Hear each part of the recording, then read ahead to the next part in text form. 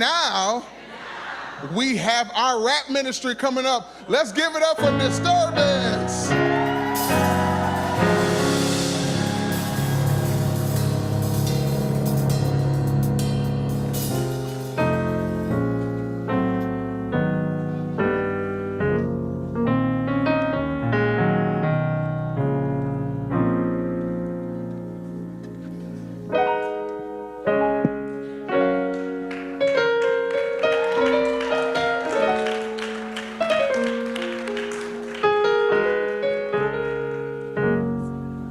Amen, amen, amen.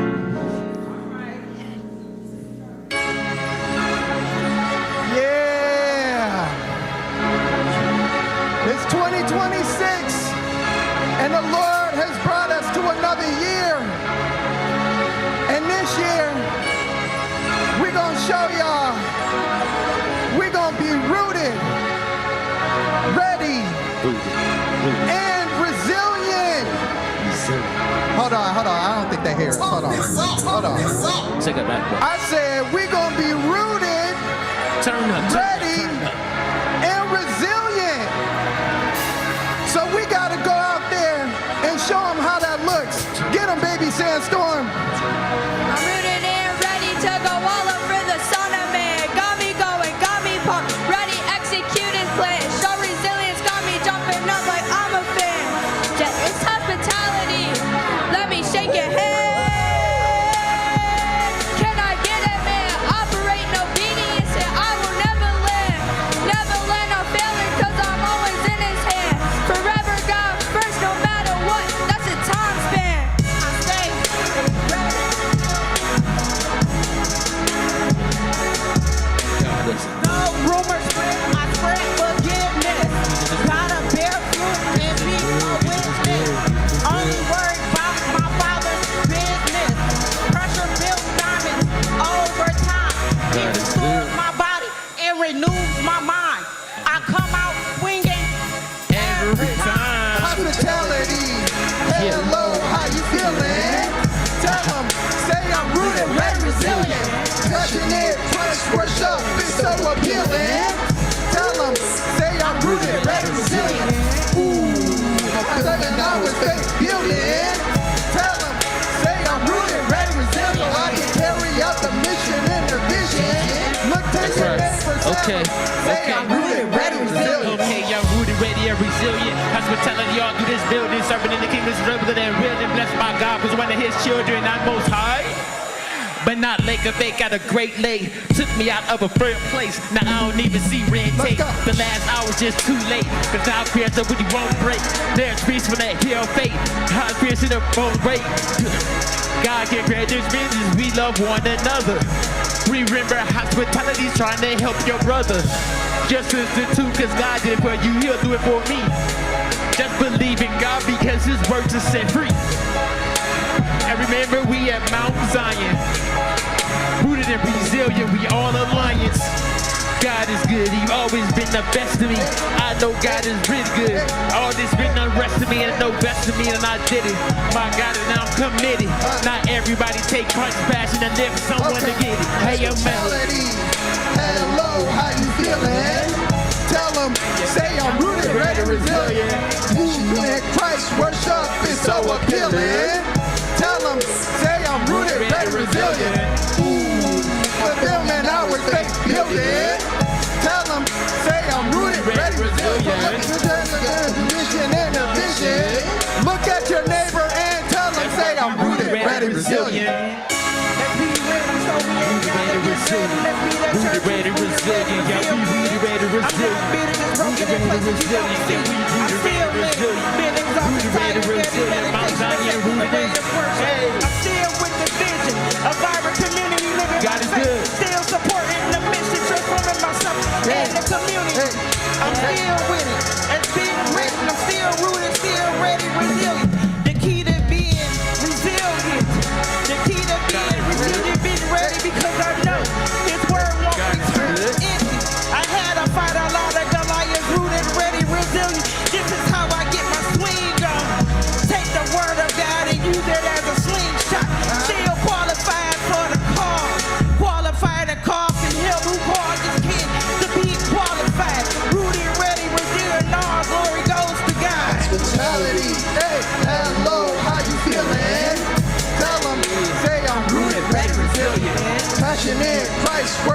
It's so appealing. Tell them, they are rooted, ready, resilient. Ooh, fulfillment now is faith building. Tell them, they are rooted, ready, resilient. I can carry out the mission and the vision. Somebody tell them, I'm rooted, ready, resilient. All love to my Lord and Savior Jesus Christ. Rooted, ready, resilient to pick the harvest right. Obeying His word, I found purpose in my life to serve, to help the multitude grow at a level that's out of sight. My spirit's fulfilled from fulfillment hour. Inspired by His words to go, I can feel His power. Faith without works is dead, since my daily bread. So let's seek to spread the gospel when we get out of bed. Don't be anxious in the year of drought. Trust in the Lord, so I don't know what that's about. Focus on Him so I can never lose. Planted by the water, never cease to yield the fruit. So I show you love, even if you don't show it back. Building up His kingdom, that's where my heart is at. Committed to spending high for Christian excellence. Put your hands up if this is something you're invested in. Hello, how you feeling? Tell them, say I'm rooted, ready, resilient. Passionate, Christ worship is so appealing. Tell them, say I'm rooted, ready, resilient. Ooh, fulfillment now is faith building. Tell them, say I'm rooted, ready, resilient.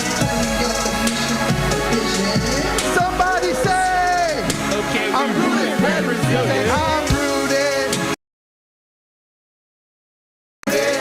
Say I'm rooted, ready, resilient. What is going on? I got like it still playing in my ear. There we go. What is going on, ladies and gentlemen? We are here for another Stormcast, and that looks way different. Add participant. Yeah. Like he's expecting a fifth Let me. person Yeah. or something. Is there a Five- ghost person? Yeah. There we go. They're like, hey, Well, let's that- add everybody. There we go. Great. There we go. Now we're in here. All right. Yeah. Now yeah. we're winning. There we go. Yeah. Hey. What is going on, ladies and gentlemen? We're here for another Stormcast that was rooted, ready, and resilient by the Mount Zion Rap Ministry. I just wanted to show that off because they put in a lot of work for that song. And as I don't know if you guys actually know, but that was one of the songs that we used for our countdown. Somewhere in that time, one of the beats. So shout outs to the Rap Ministry. Shout outs to J Mac, who is the first one in the comment section. Love that lady. And what up, J Biggs? Appreciate you coming through. Exodia, thank you for holding down. We've got a whole lot to talk about, and since we got a whole lot to talk about, let's go ahead and turn on a little vibish sounds here. Plenty to talk about today. The Mario movie scores were like, huh? Wait a minute. Oh wait, can I do a Mario? Exactly. Wow! Oh no! Mamma mia. So we have that to talk about with the reviews and everything. Probably little slight spoilers. I have not seen it myself, but we'll get in more into that. Also about Take Two, and dang, what happened with that? As well, we have some stuff with Sony and moving away from a studio just to acquire another studio. What is that about? As well, we also have to talk about IGN wanting to give a second review for Crimson Desert and much more. But with that being said, you know how we do on the channel. Before we start with anything, we got to start off with the prayer. Pow. So, Father God, thank you for this time. Thank you for this lovely, lovely space that you have given us to be able to talk about video games and other things that we love and the passion that you have put inside us. We appreciate the safe space that you allowed us to have. And we just appreciate the day, the moment that you have given us. In Jesus' name we pray. Amen. Amen. With that being said, Jack, what up, man? It's been a while. How you doing? I'm good, my brother. I really enjoyed watching that. Like, first and foremost, it takes a lot of confidence to stand in front of not only people, but in front of your church and present something like that, because we all know, for any of us that has been in church since, we were kids, rap is not the most, smiled upon thing when it comes to No. because Christian rap was like, no. Yeah. They immediately begin to talk about all the bad stuff. Yeah. So to have that kind of that negative connotation on the genre, and for your pastor and your church to accept that you not only put a team together to do that, but for you all to actually present it in front of everybody was amazing. So I take my hats off to you and Baby Sandstorm and the rest of the congregation for getting that taken care of, brother. I really enjoyed it. Appreciate it. It is we've been doing rap ministry since at least 2005, 2006. Okay. One of the first times I like to tell people this because it's just a cool thing. I think our second year into the rap ministry, we actually had, if any of you guys know Christian rappers, both Triple E and dang, it just blinked on me. Who's the big Triple E and who's the biggest? Not because way before Forrest Frank. The only one I knew of last decade was D1. That's the only one I knew of, really. No, it was around the time of D1. Now I even got to go to my things because I don't want to make sure. I want to make sure that I don't say it wrong. Not Halvey. Way before then. Let me go into here, and I'm gonna laugh because I'm be like, why did I not remember that?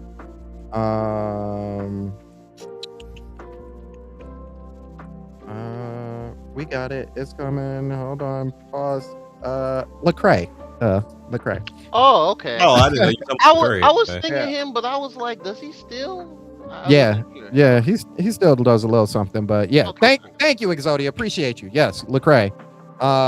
We opened. They came to our church, and we opened for them back in the day. But yeah, it's really cool to be able to do those kind of things. And yeah, shout outs to our pastor as well. Baby Sandstorm has been rapping for like 3 years now. So she's really accustomed to even going first. She ain't got no problems with going first. So it's a really awesome thing to do. And yeah, like you said, when you stand in front of a crowd, it's different when you rap in front of people, but it's different when you rap in front of your own sanctuary. Yeah. And to your point, real quickly, the ironic thing is, it's the older people who always ask us when we're gonna minister next. Like, when are y'all about to rap? When is rap ministry going? Wow, that's interesting. Wow. Yeah. It's more so them than it is the younger crowd. They are like all over it. So yeah, it's definitely a great feeling. Yeah, it's awesome. So, but Cisco, Nintendo Cisco in the building. How you doing, man? You all right? Yeah, I'm doing good. This past week has been busy. I'm now back at full time at my old job, so I'm working again. Nice. And so yeah, I'm happy to get some money, can afford some of these video games and stuff along the way. Slow week. I mean, so I work with kids. I work at a school. Oh man, it's exhausting. I don't know how some. Wait. What age? I'm working with like kindergarten to second grade. Okay. I work with like special needs kids. So I have like the cluster program.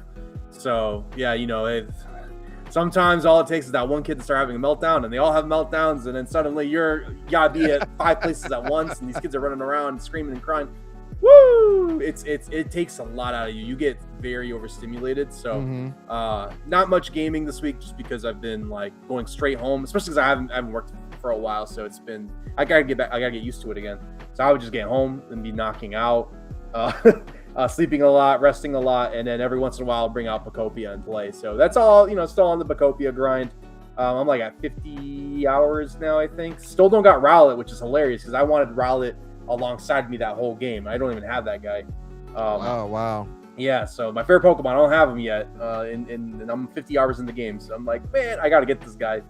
But yeah, that's all. Still really hoping to get Mega Man soon. That's on my wait list. But yeah, that's everything that's going on. Okay. Yeah, bro. You know, many prayers come to you, not weekly, but on a daily, because young kids, man, that's a lot. Yeah, that's a lot. It is. Yeah. Oh absolutely. Yeah. It's hard to like rally them. They're like, hey, we're over here now. We're over here now. We're over here. It's like a bunch of baby lambs, and then one just want to frolic away, and they all want to follow the frolic. Man, these ones are baby goats, bro. They running all. Hey, get over here! They headbutt you. What happened? What? Yeah. Some of them. We got some kids that, you know, they're special needs. They don't know how to express themselves properly, so they be swinging. I had this little girl like out of nowhere grab my beard and just hang off it. I'm like, oh my god! Oh. Like, hey, yo! Hands off the merchandise. And you know when a kid's got, you know, the little kids got that crazy grip. Like once they latch on you, man. Yeah. You need everyone to help you get off. You have to learn what restraint is yet. Hey, they got the Hulk strength all of a sudden. Oh man. But, thank you. Yeah, they're breaking your finger. Oh man. All right. Well, we got our co-host today. Actually, we'll make Jack co-host, but we got Geronimo. Geronimo, how you doing today, man? Man, I've been pretty good. It's been a pretty good week overall. Work been busy, but you know, I got a vacation coming soon. Gaming has been pretty good, off and on stuff. Got a couple videos out this week, and I'll be working on a couple more for next week. And yeah, things are going pretty well. Okay. That wasn't booze. I wasn't. Oh, I believe you. You good. Yeah, we got vacation coming up soon. As a matter of fact, I was supposed to put this out, but we'll be on the Nintendo podcast this coming week, I believe. Oh, word. Okay, cool. Not 100% sure, but so one of the things that we often get asked on Nintendo is, do we have super chat? And we do not have super chat because we ain't at 500 yet. We got to get to 500 before we do super chat. But with that being said, Mrs. McDowell and I are getting married again. Okay. I hesitate to say again because it's not like we were like unmarried and then got married, but like we're having an actual like wedding. Gotcha. Okay. Oh, cool. Okay, that's what I was thinking. So courthouse and then So the fun part. We'll have an actual wedding and reception, and then we're actually going on our honeymoon after that wedding. So in 2 weeks, just so you guys know, that's a heads up. I don't know if the rest of the Stormcast wants to do the podcast for that week or not. It really doesn't. That's not what I was getting at. But we will have. I will let Prime know, and we actually have a honey fund. So if you guys want to, you know, pay for a drink or something like that, what have you, there'll be a link in the description. I don't know if I want to put it in this description. Maybe I will. We'll see. But just wanted to throw that out there for you guys, subscribers. We got a lot of stuff coming up in these next months. Just the channel, not just us, but the channel. We will be going to DreamCon, and babe, when is that? June, July? DreamCon, July. Thank you. She corrected me. In July, we'll be going to DreamCon, so we will be doing a lot of video and photos and stuff like that. If you guys show up for DreamCon down there, we will have something for you guys. Mrs. McDowell and I are making sure that we have some merch and stuff that will be giving away, and it'll also be awesome to take pictures with you guys. Some of the subscribers on the channel. But with that being said, back to our daily stuff. What have y'all been playing lately? Because this is going to kind of slide into our first topic. But what have y'all been playing lately? Geronimo, what you been playing? Man, I've been bouncing around a few things. I talked about one in the pre-show, or just us here getting ready for everything. I did finally finish Final Fantasy VII Remake earlier today. So that's pretty great. Really fun ending. It was wild. I thought I was gonna have to like restart the boss, the final boss, but I managed to kind of get through it. I cut it close though. For those that know, the final part where there's like you're on a time limit. I was like, nope, we gotta build ATB up. We gotta do the moves and get it over with. And I did like, I don't know how long did I play it. Like maybe 10 minutes of the Integrate DLC with Yuffie, just to kind of see how she plays a little bit. And you know, that's technically the PS5 content of that game. Like that's not a PS4 version of FF7 Remake. So and it runs fine. It runs fine, looks good. Her moveset seems cool. Definitely gonna try and delve into that. Maybe finish it tomorrow evening, but I don't know. We'll we'll get cross that bridge when we get there. Other than that, played Mario Kart World a couple times this week. We got an update, not anything earth shattering or whatever, but they added Bomb Blast to the battle mode, which that's my favorite mode, so that was cool. So I did a video of a match of that, so you can get an idea how it goes. It's very similar to Mario Kart 8 Deluxe.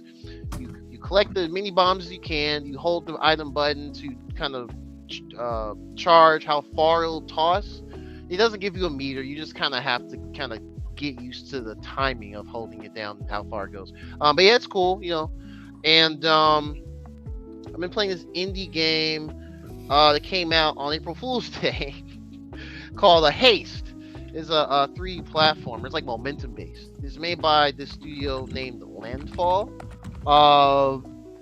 They made another game, goofy game, like a year or two ago called Content Warning. It was in a Nintendo Direct actually. That game, one of those co-op goofy type, play with your friend type games.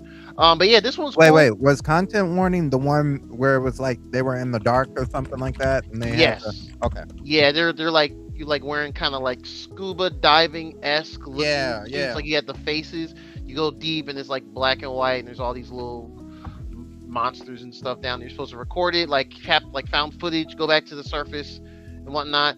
They released it on April Fool's Day as well. Apparently that's the thing they do, because that original game, Content Warning, that came out April Fool's Day, I don't know, 3 years ago. It's been a while. But yeah, Haste is another game that came out. That came out last year on PC, but it's out on Switch too and on consoles as well. It's a cool game. It's only $20. It's kind of well, is it right to say roguelite? Not really. It's more so like you have branching paths to get to the final boss, and it shows you can choose your path that you go through. But it's not like if you go one path, it's over GG's or whatever. It's a relatively easy game. But it's fun though. Cool music, you know. You're just running on these big mounds and hills and basically there's no jump button. You really just have to run really fast, leap off, and then press like A or right trigger to like dive down. And when you land correctly, you'll get like a perfect rating or a good, and you can add to like points you get to upgrade stuff. So it's a cool little game. I don't know how long it is, but it's a cool little game, and I like 3D platformers as a Sonic fan. So I was looking at some of it. Looks cool. Yeah, it's cool. I'm considering making a little video about it. You definitely should. Yeah, I'm considering making more videos of games I'm actively playing. I just have to get the creative part of the editing and whatnot. But yeah, so that's cool. Was there something else I was playing? Oh, now I remember. Today, because I got it earlier this week, but I just hadn't had the time to sit down and try it. I got this racing game on Steam called Screamer. I got Screamer. Yeah. So okay. Presentation, music, art style, flames. Oh, this one. Flames. I'm gonna try and go. Well, not try. I'm gonna go through the story mode. It's very anime, like characters standing, and there's a dialogue box at the bottom. So you know that your mileage may vary there. But the little bit I played, it's actually pretty cool. It's really interesting. Like, I'll probably have more to talk about next week. So I'll play it more between now and next week's episode. But the thing you have to get used to, and y'all probably heard it too. The right stick is how you drift. It's not just like hold down left trigger like Mario Kart or any other game. So there's a little bit of a learning curve to it. it's not impossible to get used to, in my opinion. You just kind of have to dabble along with it, and it has some like offensive and defensive things. Like you can build meters, and but now I've never seen a racing game do this. Real quick, by default, it's automatic shifting, which that's how I usually do. I'm not trying to shift in my racing games like that. But I noticed on the top of the screen they have like 2 bars. I think it was left bumper or left trigger, one of those. Like you'll see an icon hover where it's like it's ready to shift, so you can kind of manually shift and build your boost meter like by default if you want to. But if you don't do that, you can just drift and build it normally. You can do like a shield if people want to like charge and bash into you and destroy you on some burnout type stuff. Right. So it's got some offensive and defensive stuff with the driving. But I've only played like 15 minutes, not much at all. But the little bit I played, I did like. So I'll definitely talk about that probably a bit more next week. But hopefully, I mean, I say it's for most things in general, but hopefully it does come to Switch 2 in the future. I don't know if it will. I have no clue. But overall, so far so good. Cool game. Okay. I was just thinking, like, dang, was it coming to Switch or not? Nah, it was yeah, it's on PlayStation, Xbox, and PC. Okay. So we must have seen it at a PlayStation something. Okay. It was either one of those or maybe a Summer Games Fest, but it always caught my eye because it has it had an anime aesthetic. No, yeah, it looks racer. cool. It does. Yeah. Oh yeah, it's a very cool looking game. Yeah. Like I only played like 1 or 2 tracks, and I was like, oh yeah, this is gonna be cool. But it's a racing game, so you know, it comes with that. Yeah. So, you know, if you're into racing games like that, I mean, I need to play more, but so far, great first impression. If you're not really into racing games like that, either wait for a discount. It's a $60 game. It's not 70, it's 60, but it's close to full price. Wait for a discount. It happens to every racing game under the sun. Yep. Yep. Or maybe it will pop up in a random Switch Nintendo Direct. I don't know. In the future, I don't know. But yeah, it's cool. It's cool. So it's interesting because it's like the closest thing we're gonna get to MF Ghost. You know, shout outs to that anime. Oh yeah. That's a good call. Yeah. What up, nice guy? Nice guy in the building. Nice guy. All right. What about you, Cisco? What you been playing lately? Oh man, I just realized I was talking about that earlier about the Pokopia and Rowlet and all that. But I did play a decent amount this week of Phasmophobia. I'm a constant or a steady Phasmophobia player. I play at least once a week, like to do my weeklies and all that challenges. Scary game. it's like, you know, I've been playing that game for a few years now, and still gets me. Like yesterday, I was like, it's chasing me, like, man, it's just so quiet. You're like, man, I'm not getting any clues. Is the are we even in the right room for the ghosts? And all of a sudden, like, lights shatter, and you just hear, you hear like the footsteps coming down the stairs. You're like, no, like that would get me so bad. I'm better at the game now, but man, I remember when I first played that game, I had to go take a break. Like my heart was just pounding. I like my head was spinning, and I was like, I need to lay down. Like the spooks were too much. Because that ghost will pop out of nowhere and start coming for you. And some of them are scary looking. Sometimes you got the models that like crawl on the floor. You got this one that's like bent in half and just kind of like walking towards you. And it's like, what is that? Get away from me. Oh my god. So yeah, a cup of tea right there. No sir.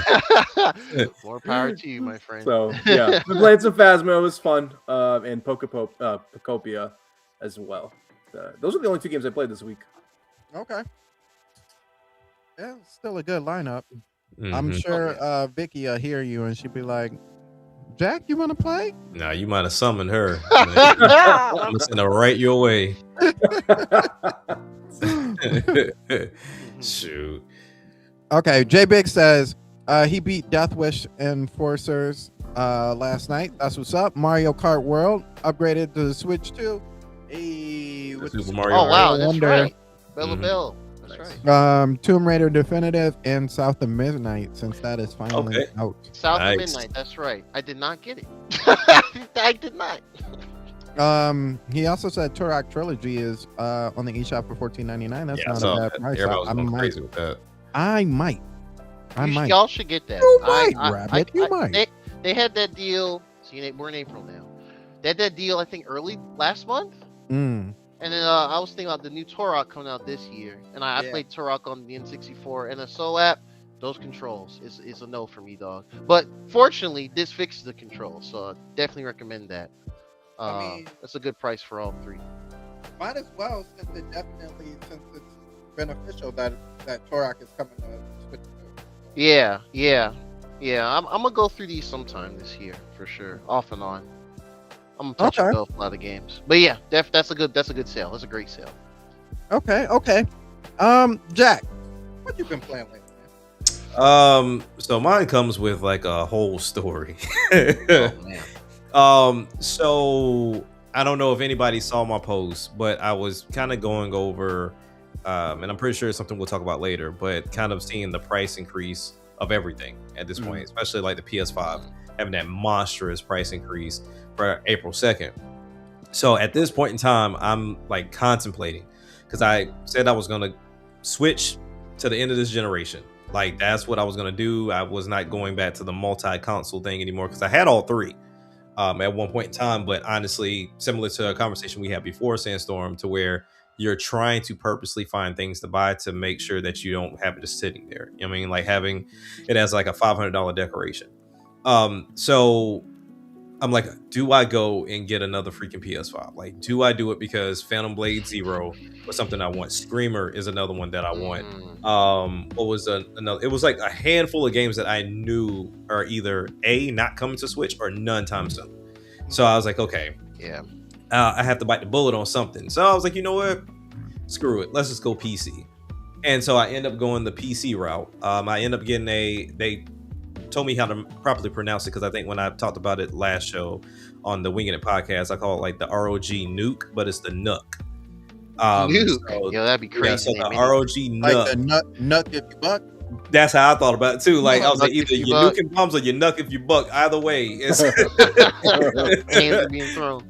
Either way, it's a good ordeal. So I ended up purchasing that one, and I got the model that was the Ultra 9 CPU with the 5070 GPU. So I'm like, okay, cool. This should, tie me over, take care of everything. So now, when it comes to gaming with that, I've always had a Steam library because I've gamed on PC before, so I'm not new to it. But gaming on it, I still, of course, have my library.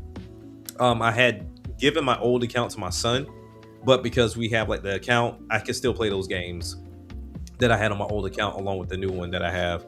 And then also the savior, PC Game Pass. Didn't realize like how many games that I had on my list that I was like, oh, it's on Game Pass. So Expedition 33, Game Pass. South of Midnight, Game Pass. So Hollow Knight, Game Pass. So it was like all there. I was like, oh, I can just try these out then. Like, we're good to go. And then I also wanted to find like that game to really, really test like if my rig was that rig.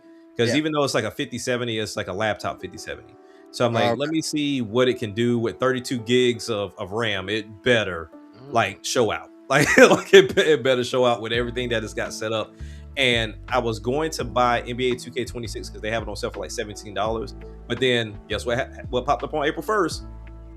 Game Pass. So I was like, okay, oh snap. So I didn't have to pay for nothing. So I'm like, okay, cool. Went, download it, and it runs smooth. Because I bought 2K26 on the Switch too, but of course, as you already know, Sandstorm, it didn't turn out like it should. Because I need Shiver to do that the same way they did for WWE. Shiver needs to do that for NBA. That's like 30 frames on there still, right? I don't understand why they struggle with close mechanics. It just doesn't.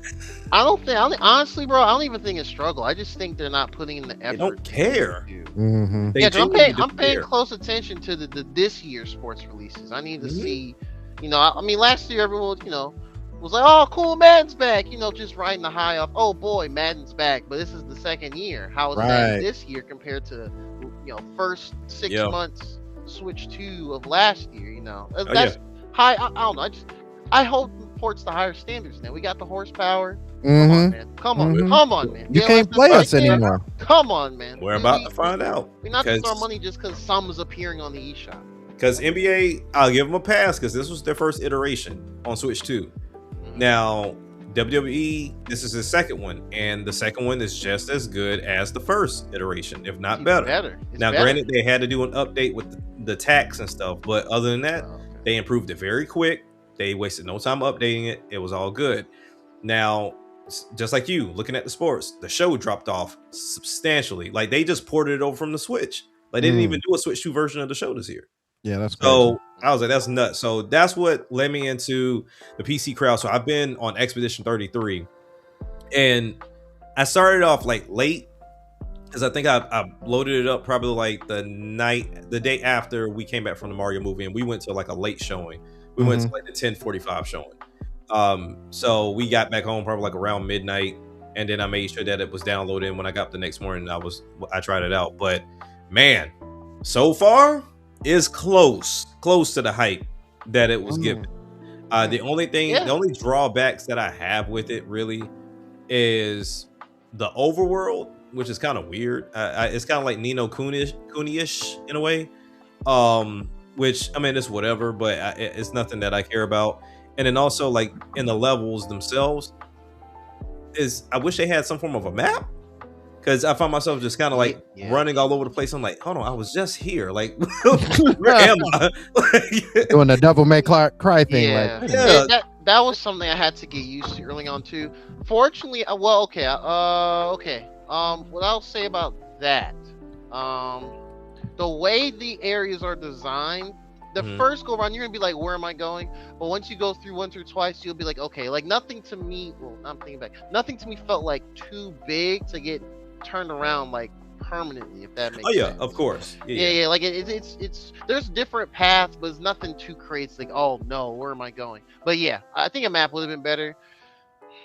I think they should add a map in that. They really should. You are playing the best version of the game now, though, because they added like if you lose a match before, you'd have to quit all the way out and start back in. Now they have do you want to restart the battle? Oh, I didn't know that was an addition. Okay.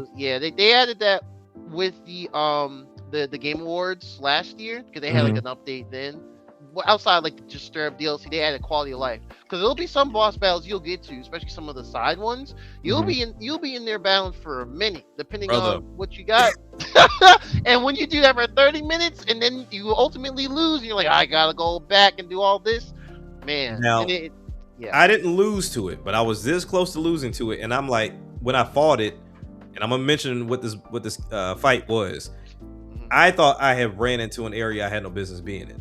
So now, mind you, this is the first level, and I'm like, wait a minute, whoa. Okay. Why is this like it looks like I'm doing no damage at this point, and it was that stupid mine.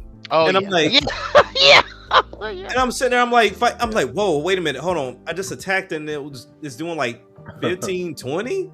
Like, what are we talking about? And then trying to learn like the attacks, and that's the key thing that I say, like I'm loving so far. Because it was really annoying and it was pissing me off in the beginning solely because they're intentionally going slow in some of their attacks. So imagine somebody's like, okay, I'm finna get ready to hit you and just like,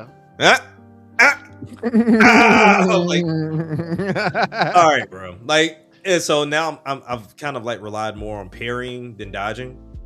Because you get more from parrying, even though it's quote unquote harder to do. I feel like it's easier to parry than it is to dodge. So I've been playing Expedition 33, so I'm enjoying that. They also have Marvel Cosmic Invasion on Game Pass, so loaded that puppy up. Like I said, hop in. Oh yeah, for sure. Like I play a lot of beat 'em ups, right? Especially this resurgence that started with, I felt like Streets of Rage, for which you can in a way kind of date back to Scott Pilgrim, like the resurgence of these beat 'em ups, right? This one, to me, and there's always like these little subtle things that can make a difference in a game, but this one feels like a different beat 'em up, solely because one, you start off, you have to pick two characters, so that's one. But then also two, everybody kind of has like their own move set. Everybody has their strengths and their weaknesses. So like there's times where I'm like, okay, the flying characters, I'm not using Wolverine in this instance just to keep jumping and slashing, jumping and slashing, jumping and slashing. Just have somebody like Storm or who I'm blanking on his name. I'm looking right at him. But anyway, Nova that can fly, and then we can handle that situation right there. And then even doing like the combo attack similar to like the old Marvel and Capcom games where you can do like the double special attacks or have them come in and attack. I like it. Like I love the idea of it, and it's not just resting on the laurels of Marvel characters, right? It legitimately is doing great with beat 'em up. So I haven't finished it. I just dabbled in it. I think I'm getting ready to fight Venom, I believe. Yeah. Okay, you're still pretty early on. Yeah. Yes. I mean, it's a beat 'em up, so it's not very long, but it's fun though. It's fun. Yeah. So I'm getting ready to fight Venom.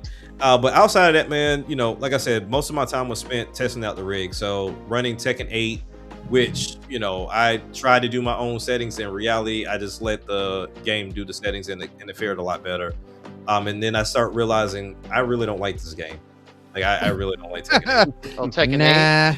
I really like. They're doing way too much with Tekken 8. Yeah, way too much. The fandom is it's not. It's like going through that story, and I'm fighting, and they're doing these stupid block attacks and absorbing stuff and healing themselves. I'm like, what are we doing? Like, this is not a fighting game. Like, what is it? It's doing way too much. But outside of that, I'm trying to think, what else did I play? I played a little bit of House Flippers before I jumped on because they gave that away for free today, which has enticed me to play House Flippers too, because I'm a big sim type person. So I'm getting ready to download Farm Simulator because that's on Game Pass as well. But the only thing that's kind of stopping me from playing a lot more is solely because I don't know if it's PC nature as far as Windows is concerned, or if it's the Xbox app. And if it's the Xbox PC app, they better fix it before that new console come out. Because I've run into so many issues with this app. And the crazy part about it is people have said that it's been fixed. Like it's been upgraded. It's better. Which is disgusting because that's yeah, he don't stab you anymore. He just shoots you in the chest. Like it's not any better. It's just not up to par. So it's not up to par. The key issue that I was running into, I downloaded 2 games. Right, games download quick, no issue, no problem. Thing is, when you start them up, it wants to sync. I have yet to get this thing to sync. So now whenever the sync is broken. It's broken. So now I just cancel it just to save time. And then it'll load up, no problem. But then after I turned it off for the day, came back, for whatever reason, when I go into the Xbox app, everything is kind of blank as if it's struggling to load. And then I try to go into the games, and then the games won't load up. So then I gotta go to Task Manager, close that out, and then go find the game exe and close that out. And even do the repair tools sometimes to get some of these things to function, because otherwise it just won't. Or I'll try to install a game and it'll stay at 0% the entire time. So I don't know what in the world is going on with this app. I try my best not to go into it because I'm using a program called UWP Hook that imports those games into Steam. So I need to do that because there's really only one game I was crazy enough to buy after I had Game Pass, just because I played a lot. It was Capcom Exo Primal. I love that game. One of my favorite 7 out of 10s this generation or last generation. But Exo Primal, wasn't that the one with the dinosaurs? Yes. Yeah. It's a super fun game. It just has a number of weird Capcom quirks. It's a fun game, but another time. But anyway, yeah. In that game, if I want to play that, I don't even load an Xbox app anymore. I just have the icon on my desktop, and that's it. Yep. But I'm gonna look up that UWP Hook because I need. Yeah, UWP Hook is simple. You just go in there, click on your what games you want to import over, and then also at the very bottom they have a Steam API. So what you can do is you can press the button for the API. It'll take you to Steam Grid. And then you just create an account, and then what that will do is every time you import something over, it'll automatically load all the metadata for that game into Steam, so that way it's not just blank sitting there. Okay. So it's a super useful tool. But yeah, man, that's what I've been playing. Just Expedition 33, Marvel Cosmic Invasion, NBA 2K26, House Flippers. Of course, Mario Kart is always in the rotation. What else was I playing on my Switch recently? I was just playing something else on my Switch recently, but it's just been so heavy on PC. Just trying to get that thing set up and trying to see what can run, because I'm just ready for like the Phantom Blade Zeros, Screamer. Like a Screamer, I think I'm gonna wait until it comes down in price, possibly. Yeah. But Just other throw on than the that, wish list and wait for it to. It'll hit some by the summer for sure. oh yeah, like one rule of thumb I have with PC gaming so far is if it ain't on sale, it ain't being bought. Like with console games, like I'll buy it day one. Like I don't care. But I know for a fact PC is going to have some disgusting sale that you can't get rid of. Like to know, like, okay, we still got like the Steam sales themselves. Then you got like Capcom that does their sales. Like and then they have like those little small sales in between that are just like some random thing. So I'll hold off, because one day they'll probably have like, oh, Racers theme, and that'll be cool. So it'll be in there for sure. It'll probably be like 50. Honestly, like I'm mostly like that too. Like I very rarely like buy something straight up in Steam, like a closer to full price game. If it's like an indie, it's indie. Yeah, why not? Support them directly. This game, I guess, because to me, it's like racing games are just unless your name is like Mario Kart or Forza, or Gran Turismo, I guess you're a niche. You're just kind of in that niche. It's a dime a dozen type thing. Yeah, and I kept looking at the game, and I was like, you know what, this game looks pretty high quality overall. So I was like, you know what? I mean, granted, I was gonna see if it was gonna like run like doo doo on the PC, because I think it's a I think it's an Unreal Engine 5 game. I think it's an Unreal Engine 5 game. So far, nothing crazy has happened. And for a racing game, I need it to be smooth as butter 24/7. And the little bit I played earlier, like I mentioned, it was pretty smooth. So I'm pretty happy with it. But again, I'll talk more about after a bit more time in it. But overall, yeah, I feel that. Yeah, and there's like them side sites like Fanatical and Game Village that'll have like allegedly will have like full price games for like 50 some day one, like the Sonic games, Humble Bundle, and Sega in general. I love that. Oh, and one more thing, one more game. I didn't get a chance to play it, and this worked my last nerves, because honestly, this was number one on my list because I could not play it on my Switch because it was only a demo on PC. The Eternal Life of Gold. Oh, Gold! Oh yeah. I'm curious what you think of that. I can't tell you what I think about it, because every time I try to play the demo, it pauses every 5 seconds. Oh wow. So literally, I'll start it off and I'm good. I'm like, oh man, this looks amazing. This looks good. Then they'll pause. Then they'll go again. I'm like, okay, well that's weird. Then I'm like, well, maybe it was just, sometimes when you play on PC, like something's going on in the background, so something's happening, so I'll pause your game, or at least make it hiccup. And I'm like, okay, just a hiccup. Going through, like, wait a minute, it did it again. And then they start progressively getting longer.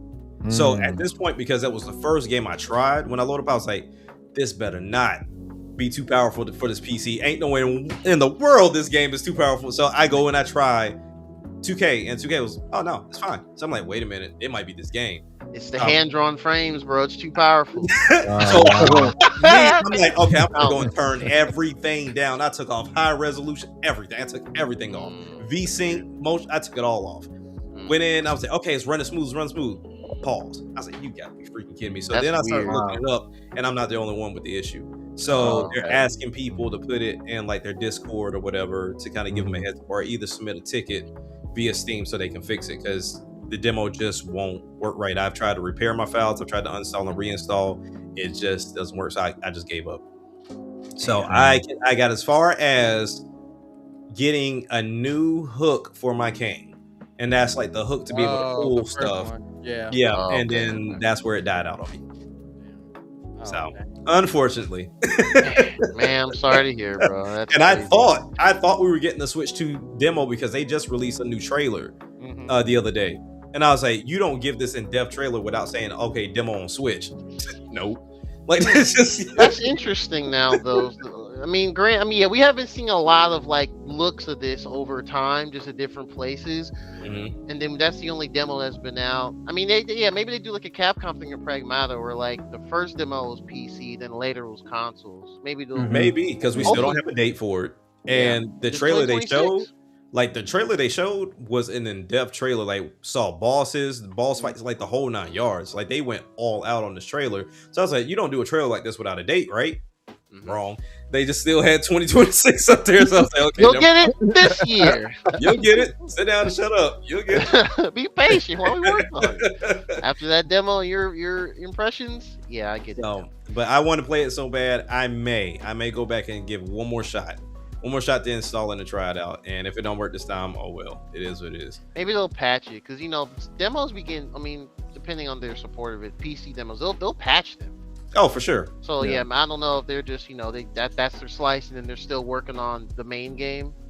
Could be one of those. Yeah. Okay, but yeah, that's it, man. Okay.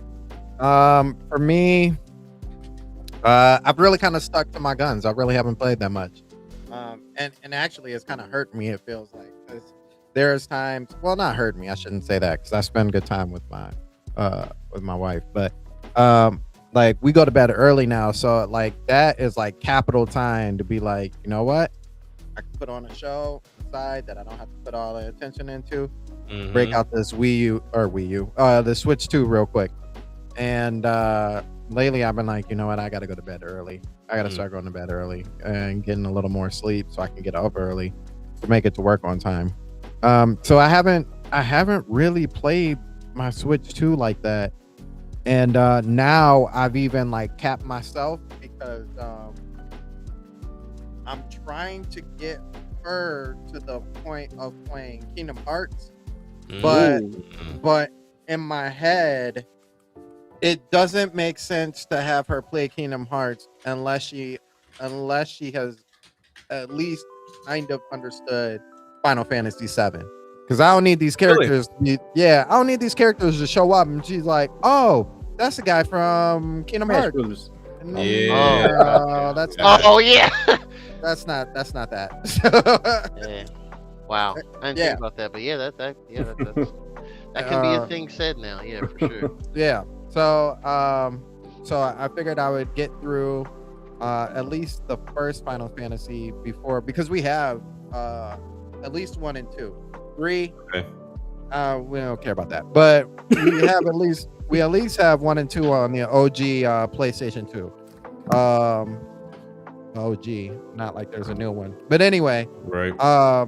So yeah, definitely trying to play that, but I'm only trying to play it so she can watch me play it. Okay.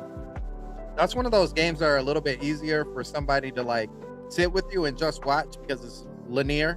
I've come to the realization that open world games make the worst watch games. Like, oh yeah, because you're like all the decisions, unless you're like a Twitch streamer who's like, where should we go next? What should we do here? True. Yeah. Where should we go? What item should I use? Like it's very much you're just watching a person play how they want to play. Versus actually watching the story, of said game. So I've chilled to a halt basically on Final Fantasy VII. So hopefully sometime soon we'll get to that, and we'll play more of that while she watches. And I think I'm still in the same spot, so I'm nowhere near the end. But my game has been Crimson Desert. I said I was going to stick to it, and I've been sticking to it, man. So there's been 2 updates so far, from 3 updates for that game, and it has been a considerable amount of fun. That I guess before I even fought a boss, they already did the rebalancing, and at least that's what somebody told me. I don't know if I necessarily believe that. I'm gonna say I took out 3 bosses, and then they did the rebalancing, and then I took out the 4th boss. I heard they nerfed one of them pretty hard. Yeah, it's to me, to be honest with you, I think I'm being completely honest. I think even before they they did the rebalancing of the bosses, they really weren't that much of a struggle. Now I won't say that much of a struggle. They were a struggle, but they weren't as hype as people make them out to be. I don't know why they wanted to all jump on the bandwagon and be like, "This is too hard. It's way even harder than other." These are the people that play GTA and Call of Duty only. Yeah, It's their third ever game in this decade they've played in their life. I don't get it. But the game has done some. I've had moments, bro. I've had moments where I'm like, yo, yeah. So there are obviously parts that they have taken away from other games. I was in the forest and some little magical creature shot me in the neck like 4 or 5 times with a blowgun. Pop. Got him. Yo, that's crazy. Got him.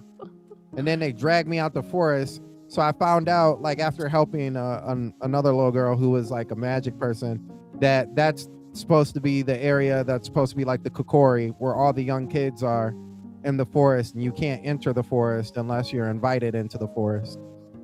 Because of something that happened with the kingdom. They like used to invite them all, but something happened. I don't know. Some person got taken away or something. I don't remember. But anyway, so that's the Kokori people. So I got to meet them and chill around in their area. And then there was this whole side, I actually think it's a main mission, where you have to go after this assassin, and this assassin wears a mask, helmet type mask thing, and you track up this mountain to fight these guys. And then you come to find out that they're all actually scarecrows. They're spirits inside scarecrow bodies. And when you get to the top, it's just a field of what do they call them? A field of ferns or something like that. It's very Japanese-esque. Well, anyway, it basically was like Ghost of Yote moment right then and there. So you're fighting this person who's like disappearing and reappearing and doing all these moves, and he's like moving around like a ninja and all that. And so that battle was sweet. That whole fight was sweet. What I found out is going further out on the other side of the fields is actually the village he belongs to. And the village he belongs to houses a bunch of people who wear pots on their heads, but they have like them drawn out with like different faces and stuff like that. And I'm like, man, this is on some Naruto type stuff. Like hidden in the mist, like there's like a little mist area right before it. And I'm like, are we doing Naruto over here too? So that was dope. And then I decided to go to try and jump on this pirate ship. And as I'm flying, doing my little gliding spawn thing, flying through the air, and I get close to the water, I see the water is filled with mines all around. And I'm like, oh snaps, I gotta get water has mines. Dang, I gotta get out of here. So I got out. I moved. I said, you know what? Let me go ahead and just like convey the map a little more, because there's no place where you can just grab a map. At least I haven't found where you can just grab a map and it just opens up the world. You actually have to trek the world yourself. Yeah. A lot of the puzzles and stuff like that are like actually hard puzzles. Like one of those like, and then what? Okay, I think it's this. Is one of those few that you really have to check for. But the game, the fighting, oh man. Now I've learned now you can use 2 weapons, right? So I got the weapon from the first boss that I killed, and his does like this little shockwave on the ground. And then I got the samurai sword from the second person, and that one like shoots like it makes you faster. It doesn't shoot anything. And so, I just pull up, you know what I'm saying? Pull up. It'd be about 11, 12 people, and they want that smoke. And now I do like after image attacks while attacking. Oh. And so they all went to work. You know what I'm saying? Body slam this front, arcade, You know what I'm saying? Oh, Wow, you got the RKO moves. Yeah. Nice. Hit him with the after image attacks. Be splashing on all of pow, pow, pow, pow, pow, pow. Just take them all out. It's so satisfying. The combat is so satisfying in that game. But they revamped the stamina system and a couple of other things to make the game even more enjoyable. What I'm really liking so far is the game's only been out like 2 weeks now, and they've already on their third update, so they're like continuously, and I think that comes from being an MMO maker. Like you got to be up on your updates like that, you know. So the fact that they're continuously doing updates like that, I think is really cool. With that being said, speaking of Crimson Desert, do I want to? Yeah, we're gonna put this in. We're gonna put this in this section. Let me see if I can remember. Here we go. And this is your breaking news by SNN, brought to you by the Stormcast.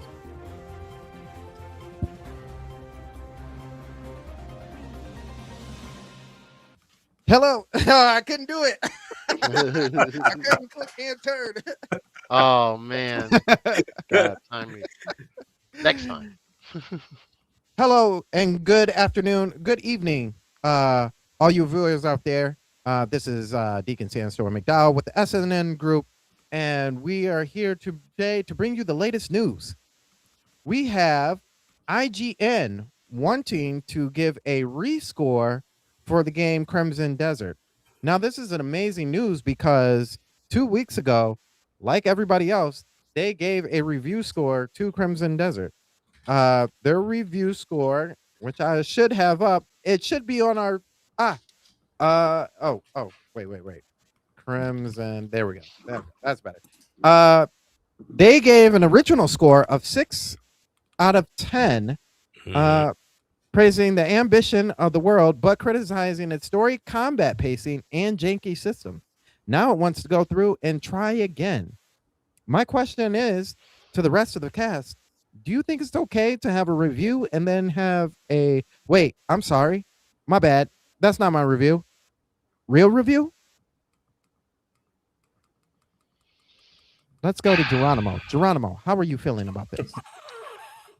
It's because I inhaled. No, but honestly, I think it's fair to take it upon yourself to do a re-review if you feel that something has changed, and you want to give it you think it deserves a higher score, or a second look at. However, I don't think they need to do it this soon. That's a good point. I think they're doing it too soon. Not to say it doesn't deserve another look at and give another official score or not, but since they're doing these patches so quickly within such a short amount of time, that leads me to think they have way more in the tank.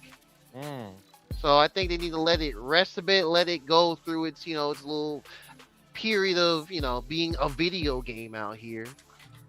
Honestly, I mean, I don't know who reviewed it. There's no slight to them or whoever's gonna do the re-review if it's the same person or not.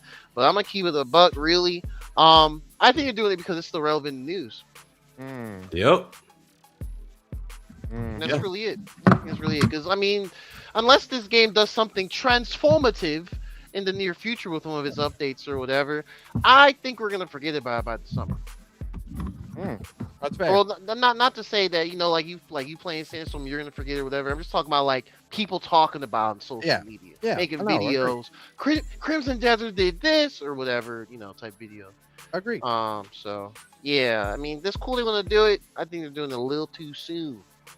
But Jack, how do you feel? It sounds like IGN is really begging gamers to allow them to re-review this score. How do you feel about that? The way I look at this is IGN once again trying to cater to the masses opposed to just being honest, right? When we see games like this to where it has an overwhelming approval rate by the masses before it even releases, right? We see IGNs and the different platforms try to jump on top of it as soon as they possibly can.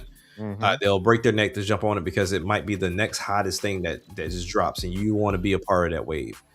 I've never seen, and I could be wrong, but I've never seen a company re-review a game this quick, like super fast. Like the game just released a couple weeks ago, 2 weeks ago, like in March, like Geronimo said, why are you doing it now? Like I get it if it was you were doing a preview and you're like, hey, look, here's a preview, and we're not finished with the game, but we just want to give you a taste, and our review will come later. Or if you say, hey, look, yep, we did a review. Hey, we want to come back and just touch on a few things because we got a day one patch, and we just want to touch on a few things just to alter our review. But if you want to see the full review, go and visit this review. You doing a full blown new review is kind of weird. Why are you doing that? Because I'm pretty sure, like I said, you can just go and do like another video just to kind of show your impressions as into what you feel has changed or what the company has updated that you didn't care for initially. There's a lot of content creators and platforms that do that. Hey, we didn't care anything about No Man's Sky when it first dropped, but they've done a heck of a job continuing to upgrade and update this game. Let's give you another look at it and say why you should purchase said game in 2020 whatever versus our first review. I don't know. It's kind of like, I don't know. It's very weird, but it's very IGN. So it just like they said, what you can't spell ignorant without IGN. Like I don't know, but it feels like they're just trying to appeal to the masses. That's just what it is, and it doesn't seem honest at all. Okay, interesting points there. Nintendo Cisco, how you feeling about a journal group like IGN giving a review and then turning around and giving another review for a game? Both you guys made a good point. I agree. There's like two opposite sides of the spectrum. Part of me is like stand on business, but I also think actually I think we talked about this last week where I was saying sometimes I don't know, sometimes creators like these journalists will play a game and then do their quick review, and then after a certain point it's like, I don't know, I feel like they don't give up. They didn't properly play the game. You never know. Maybe IGN's breathing down their necks, being like, we need your review now, and they're like, man, you just gave me this game this morning. It's just noon. It just hit noon. We want it now. Like sometimes I think that's what's happening behind the scenes.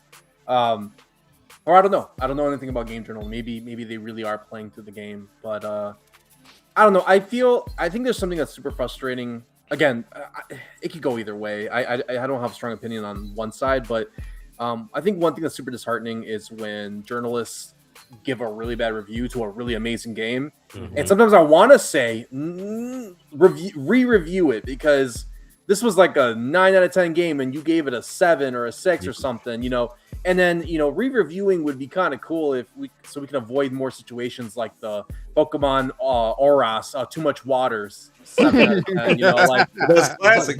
That's classic. That is a classic. That's a meme, but and that was more funny. But there are some games where it's like, bro, what are you doing? Like, why did you give such a low score? And it wasn't even that bad. And so I don't know. Sometimes I feel like re-reviewing could be in order if they didn't feel like they properly reviewed it. Some people really do just play an hour or two and then they're just like, yeah, the game sucks. It's like, you were in a tutorial, bro. What are you talking about? I feel like Cuphead games like From Software and even Metroid, they get a lot of reviews like that where people just play the tutorial and they're like, I hate it. It was I didn't know how to shoot through a wall, or I hated it. The skeleton killed me in one shot. Yeah, no, that's exactly how From Software games work. That's the point. Yeah. Metroid Dread with a time. Metroid Dread, exactly. With a time. The wall. And it's like, at least consumers and gamers are aware of these type of crappy reviews. We can sniff them out. Audience is not dumb. No. But yeah, I don't know. I guess it depends on things, but I would say I would like re-reviews. I think a re-review is kind of cool if they want to revisit a game and say, well, was this a fair review, or let's go back to it. But at the same time, if they're only changing the review because fans are mad and they're just trying to appeal to get a better reputation, then nah, man, stand on business. There's another situation, another reviewer who stood on business, and you know what? I really appreciate him for that. And I don't know if it was IGN, but there was a guy who gave Mario and Luigi Brothers Ship like a 5 out of 10 or something like that. And people were whoa, that's way. I played it through its entirety. I 100% of that game, and I could tell you that is a solid 5 out of 10. That was a terrible gaming experience. and all the Nintendo YouTubers were like, this game is awesome. And I'm like watching the review, and they're like at the beginning doing the first fight in the tutorial. This is so cute. This game's amazing. I'm like, you didn't play through it. You didn't play. You weren't in like the 20-hour mark where it's nothing. The story still hasn't happened. Like, I heard it barely shows up 25 hours in. It sucks. Like, the pacing was really slow. Pacing was terrible. Yeah. They I'm not joking. They could have eliminated like a good 15 to 20 hours and it would have made the game better. It is padded like crazy. There's this mandatory side everything, like mandatory gimmicks and mandatory mini games. And yeah, that was a solid 5 out of 10. So like, and that guy got a lot of hate and death threats for giving that review. Oh, yeah. And it's like he stood on it. He's like, nope, I stand by this review. Wasn't that bad of a game, but it wasn't great. And I played it and I was like, he's right. He's absolutely right. That was a solid review. And I'm glad he stood on business because I think that was an actual genuine review. So again, it could go either way, but in IGN's case, I don't know. It depends on the intention. Okay. Well said. Yeah. For me, I think this is a classic case of jumping the gun too early. I think a lot of these journalists at this point in time should now have things called way too early reviews or just even first impression reviews. So then that way, like you guys were saying, down the road when you're ready for an actual review, when updates and all that stuff come through, you can actually give a full-on review. I've seen plenty of YouTubers been like, I played this game for 40 hours and it's terrible. And I'm like, okay, you really put in 40 hours and didn't have fun? Like that doesn't. I had an excruciating experience for 40 hours, and here's why. Yeah, and the video ends. Or it'll be like, I played this game for 6 hours, and let me tell you, it was the worst piece of crap that I've ever played. Right. And like 6 hours, bro, you didn't even get any of the moves. Like, you didn't get any of the good stuff. Yeah. So yeah, I think there should be a way too early's review, kind of like way too early rankings when in ESPN they kind of do that. Something similar to that.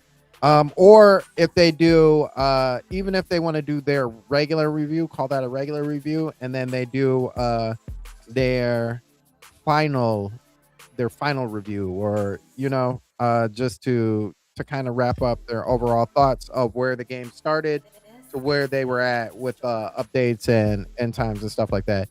To completely redo a review, I think that's just, like you said, Cisco, stand on business. Mm-hmm. That's what you said. That's what it was. Call it that. And to change that, to do the like, wait. They did a whole bunch of stuff. We got to review it again. Nah, buddy. Nah, that's the same as what we were talking about before. But should you review a game before the day one patch? The same thing. Right. Yeah, pretty much. Yeah. Same exact thing. So, yeah, I don't. Do I think IGN needs to re-review this? I hesitate to say yes, because I do think it deserves its just desserts, but I also don't want IGN re-reviewing something because they went through the Digital Foundry thing and was like, well, we should have waited to hear from our subscribers. Yeah, I don't know. I guess don't do it again. That's what I should say. Don't do it again. Like I was kind of thinking too, and I get this mostly. I know some outlets will do this for like live servicey games. Like I think this might have been a case. Was it IGN? It was one of those outlets for like Marathon for Bungie's new game. Just when it's the review day, just say it's a review in progress. Yeah, sure, you'll miss out on clicks. Oh no, the clicks, our website traffic, our YouTube view, whatever. Yeah. But at least be transparent. Say like, hey, you know, we're still working on a review. Want to experience more of the game, given how the way the pacing, so what have you, with the content. Yeah, Crimson Desert to me seems to be more of a slower burn type of a game to get into the meat and the potatoes of what it has to offer. As far as like movesets and quests and whatnot. But I think that would have been better for more of these outlets to do. It just kind of seems. Yeah, it just seems like you just want views again. Like I said earlier, just trying to say, oh, we're gonna review it, make it a 7 instead of a 6 or whatever. Yeah. I don't know. It's a bit odd, but. Well, speaking of bit odd, Take-Two has decided to do some layoffs. Take-Two of all places has decided to do some layoffs at an unconventional time. We have Geronimo, who has more on this coverage. We're handing it off to you, Geronimo. Geronimo? Thank you, Sandstorm. Thank you for the handoff. From what I recall, Take-Two has done a layoff to their, I guess they call it their AI team. Mm-hmm. Yeah, their AI team. I think it's not even though it's Take-Two, they're a huge publisher, a lot of developers. I don't believe it was a huge amount of people. Let me actually double check that and fact check real quick. Like, I don't want to say anything too incorrect.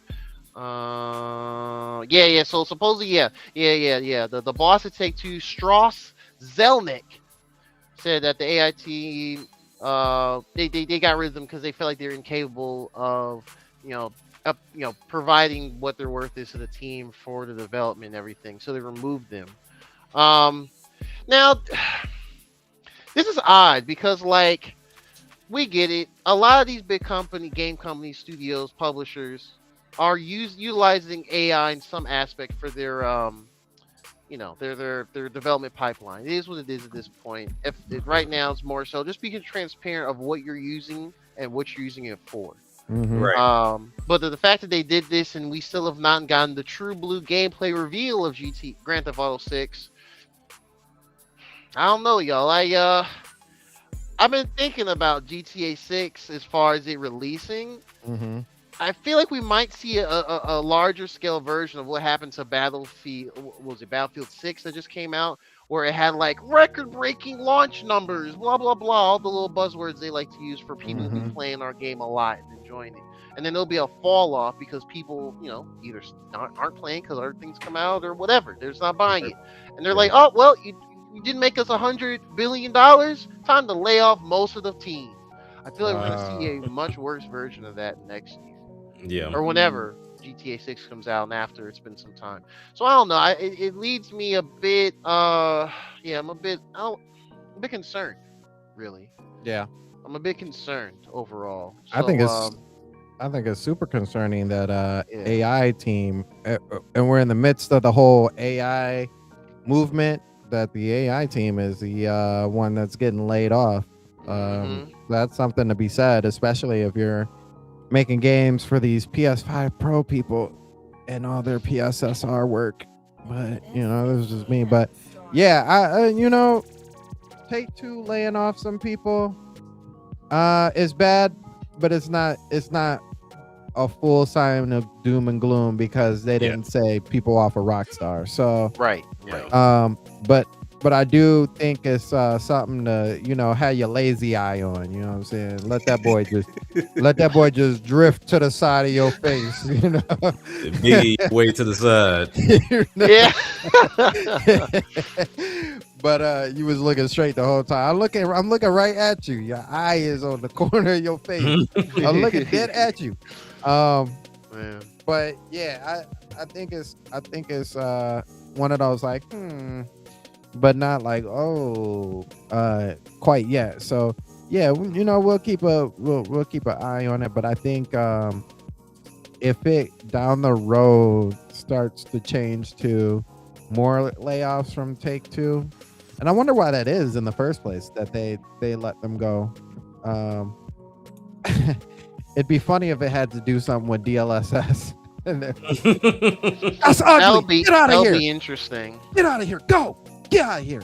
Yeah, that'll be interesting. I think I'm going through the article again, just skimming through it. I think they originally had that team because they were like, I guess everyone just investing in AI anything overall. But I believe they just realized that, hey, this ain't really helping like we thought it would.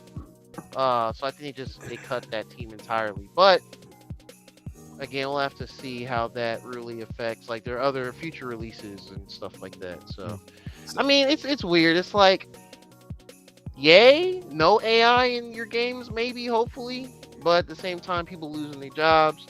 It's a weird situation, I guess. But yeah, so just have to see what that means. So this is very interesting because I hadn't heard the story, but hearing y'all talk about it, it's very, very interesting. So if you've been paying attention to the space, or if you're within this space, or your job is, or whatever, there's a lot that is currently happening right now when it comes down to AI. Yes. So with any and everything that gets a lot of attention, stockholders and businessmen are going to jump on it immediately to be the first ones on ground floor to try to see like, how can we invest? How can we, be on the train before it gets too expensive? Now, outside this news, OpenAI shut down Sora just recently. So Sora was one of the bigger ones that everybody was using. So me working where I work, they're trying to do the same thing. Like they're trying to find where they can implement AI to kind of replace certain manual pieces of our job. And so what we've seen 10 times over, and I'm not gonna mention the name, they always do this. They implement brand new systems and they don't ever have anybody test it that actually work it. And then whenever time comes to go live, something goes wrong. And so then not only did we waste money, but we got rid of resources to build up that money to have this new thing. And then it doesn't work. And then we start from scratch again. Yeah. So I look at other business lines doing the same thing of like, let's jump into AI because that's the new thing. There was a article that was just put out there. I forget who it was, so please forgive me for not remembering. But actually, yes, I do. It was an interview. So I've been keeping my eye on this on the company called Clicks.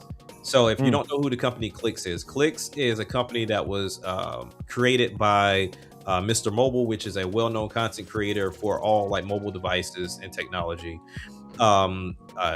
Crackberry Kev, he used to run like the Crackberry site back in the day. And then along with like a couple of other investors, like the creators of BlackBerry and things of that nature, right? So their whole thing is they're trying to kind of put fun back into cell phones.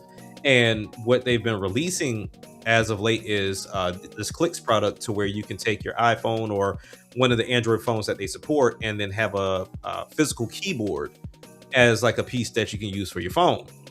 So now they're releasing 2 new products this year. One in particular is to kind of take that same concept, instead of it being a case, it's a MagSafe that goes on the back of any phone, and you can push up or down on the phone to hide the keyboard and utilize it that way. And then they're also coming out with a product called the Communicator, which I'm interested in, which looks like a BlackBerry physical keyboard, and they're partnering with another company to kind of get the UI together. It's still going to use Android, but the whole thing is going to be centered around, just kind of going back to physical keyboards with phones for people that like that. The whole point of me mentioning them, they get a lot of questions in regards to if you're going to use AI in this phone. And one of the key things that the creator pointed out was you'll realize a lot of your brand names, throw the AI out there. Hey, our phone has AI, and it provides absolutely nothing. It's like pure slop on top of it. So I have a Fold 7. Samsung has been talking about AI. Google in itself, of course, has Gemini and all the good stuff. But when you really stop and look at what is offered on these phones, they don't do much.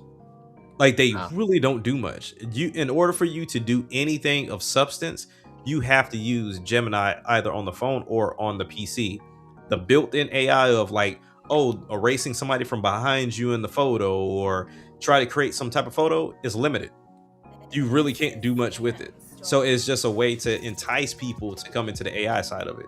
Even when we look at the GPU cards for PC, they were going heavy. MSI was number one. Like, we got the new MSI Claw AI 9 releasing.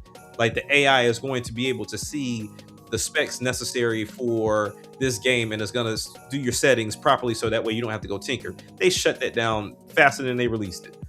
Like the next iteration of the MSI Claw is not coming out with the AI variant. They did it one time and it's gone.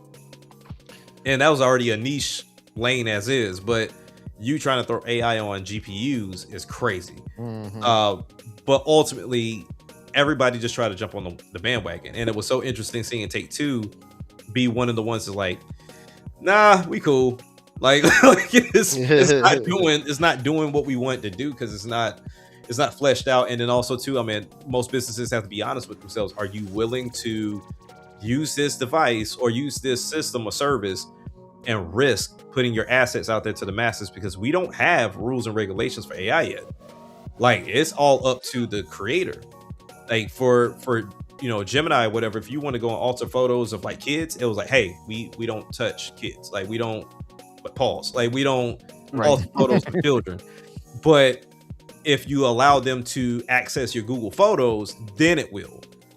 But it has like limitations of how far are you willing to go for us to do this for you. And I would imagine a company like Rockstar is not trying to utilize AI and say, or Take-Two and use AI and then have some Korean company or even some other company with 2 or 3 developers saying, hey, we got our new basketball game and it looks better than 2K. Yeah, it's using all of 2K's assets, but you can't. But because you've given it up to AI, you kind of for the streets at this point. So it is what it is. So it's very interesting, and I would imagine I figured a lot of companies wouldn't touch it until there were a lot of rules and regulations behind AI. But unfortunately, the way our country works is we rather be reactionary than to be proactive. Excuse me. Because we want money. We want money, exactly. So it's like, hey, let's see how far we can push it. When it gets too close to home, aka detrimental to somebody that makes a lot of money, then let's put some limitations on it. Then let's kind of pump the brakes a little bit. So I would imagine Take-Two won't be the last. I would expect Ubisoft to be next. Solely because they were one of the louder ones saying like, we're going to use this for like dialogue and to kind of help with writing and things of that nature. And I can imagine is going to say some wonky stuff. And then also seeing the feedback and the reception that NVIDIA got with this DLSS 5 and how like it was turned to the max and everybody was like, whoa. Like it's a little too real, player. Like down that down. Like we don't like that.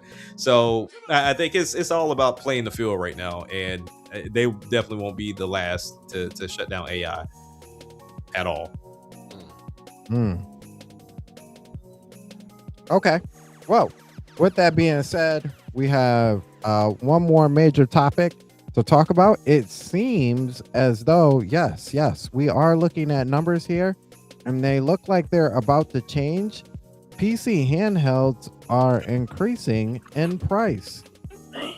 Oh boy! This is amazing. We are seeing this. We are seeing this live and in action. My birthday wish came true. And speaking of action, man, Action Jack has more on this story.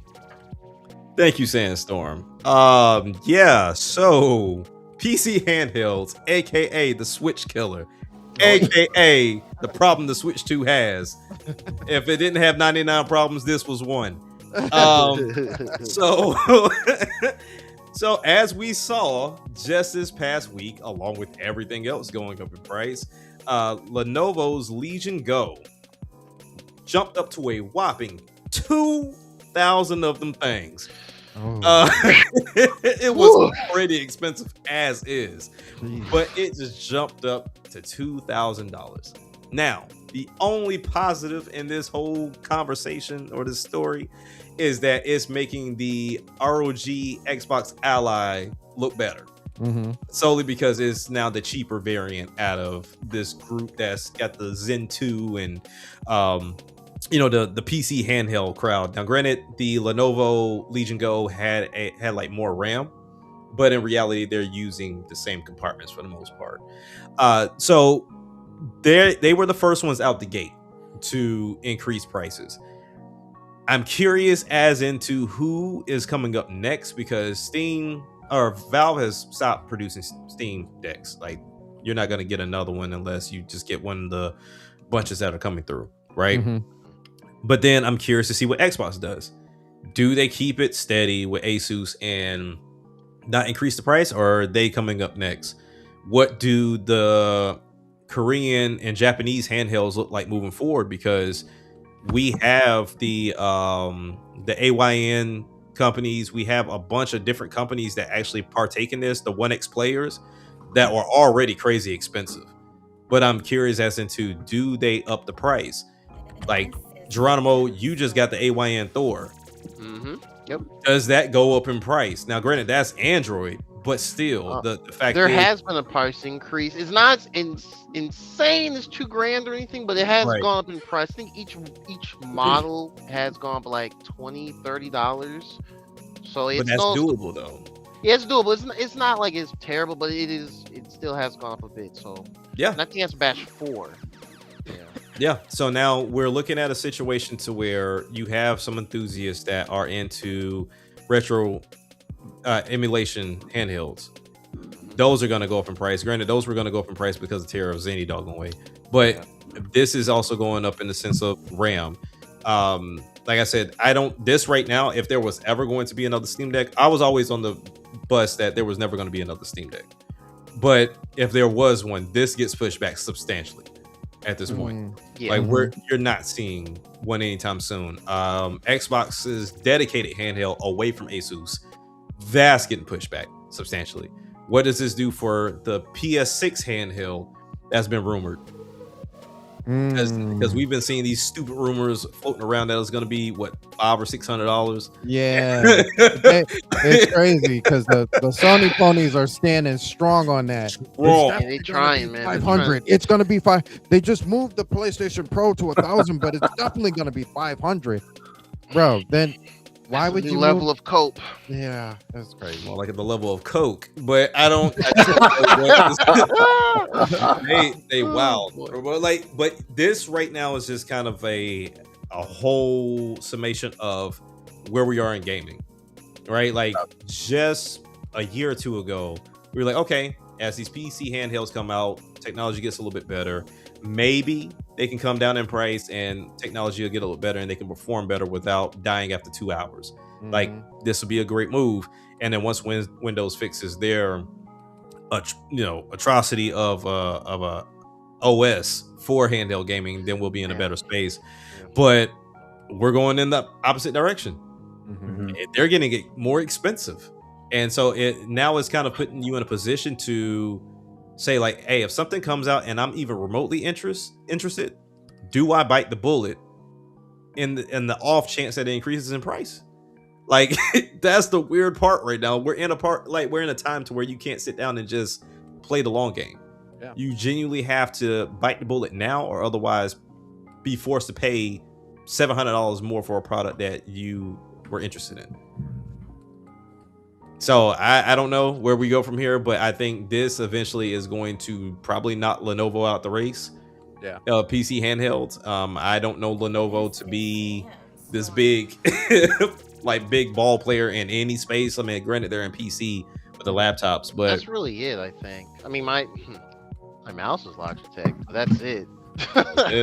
That's it. So, I don't know, but it's one of those things to where I was telling the wife, because when she saw the PC, she was like, "What was that? What's that?" And I was like, "Oh, it's the PC." Because if you haven't seen the ROG Nook, it's small.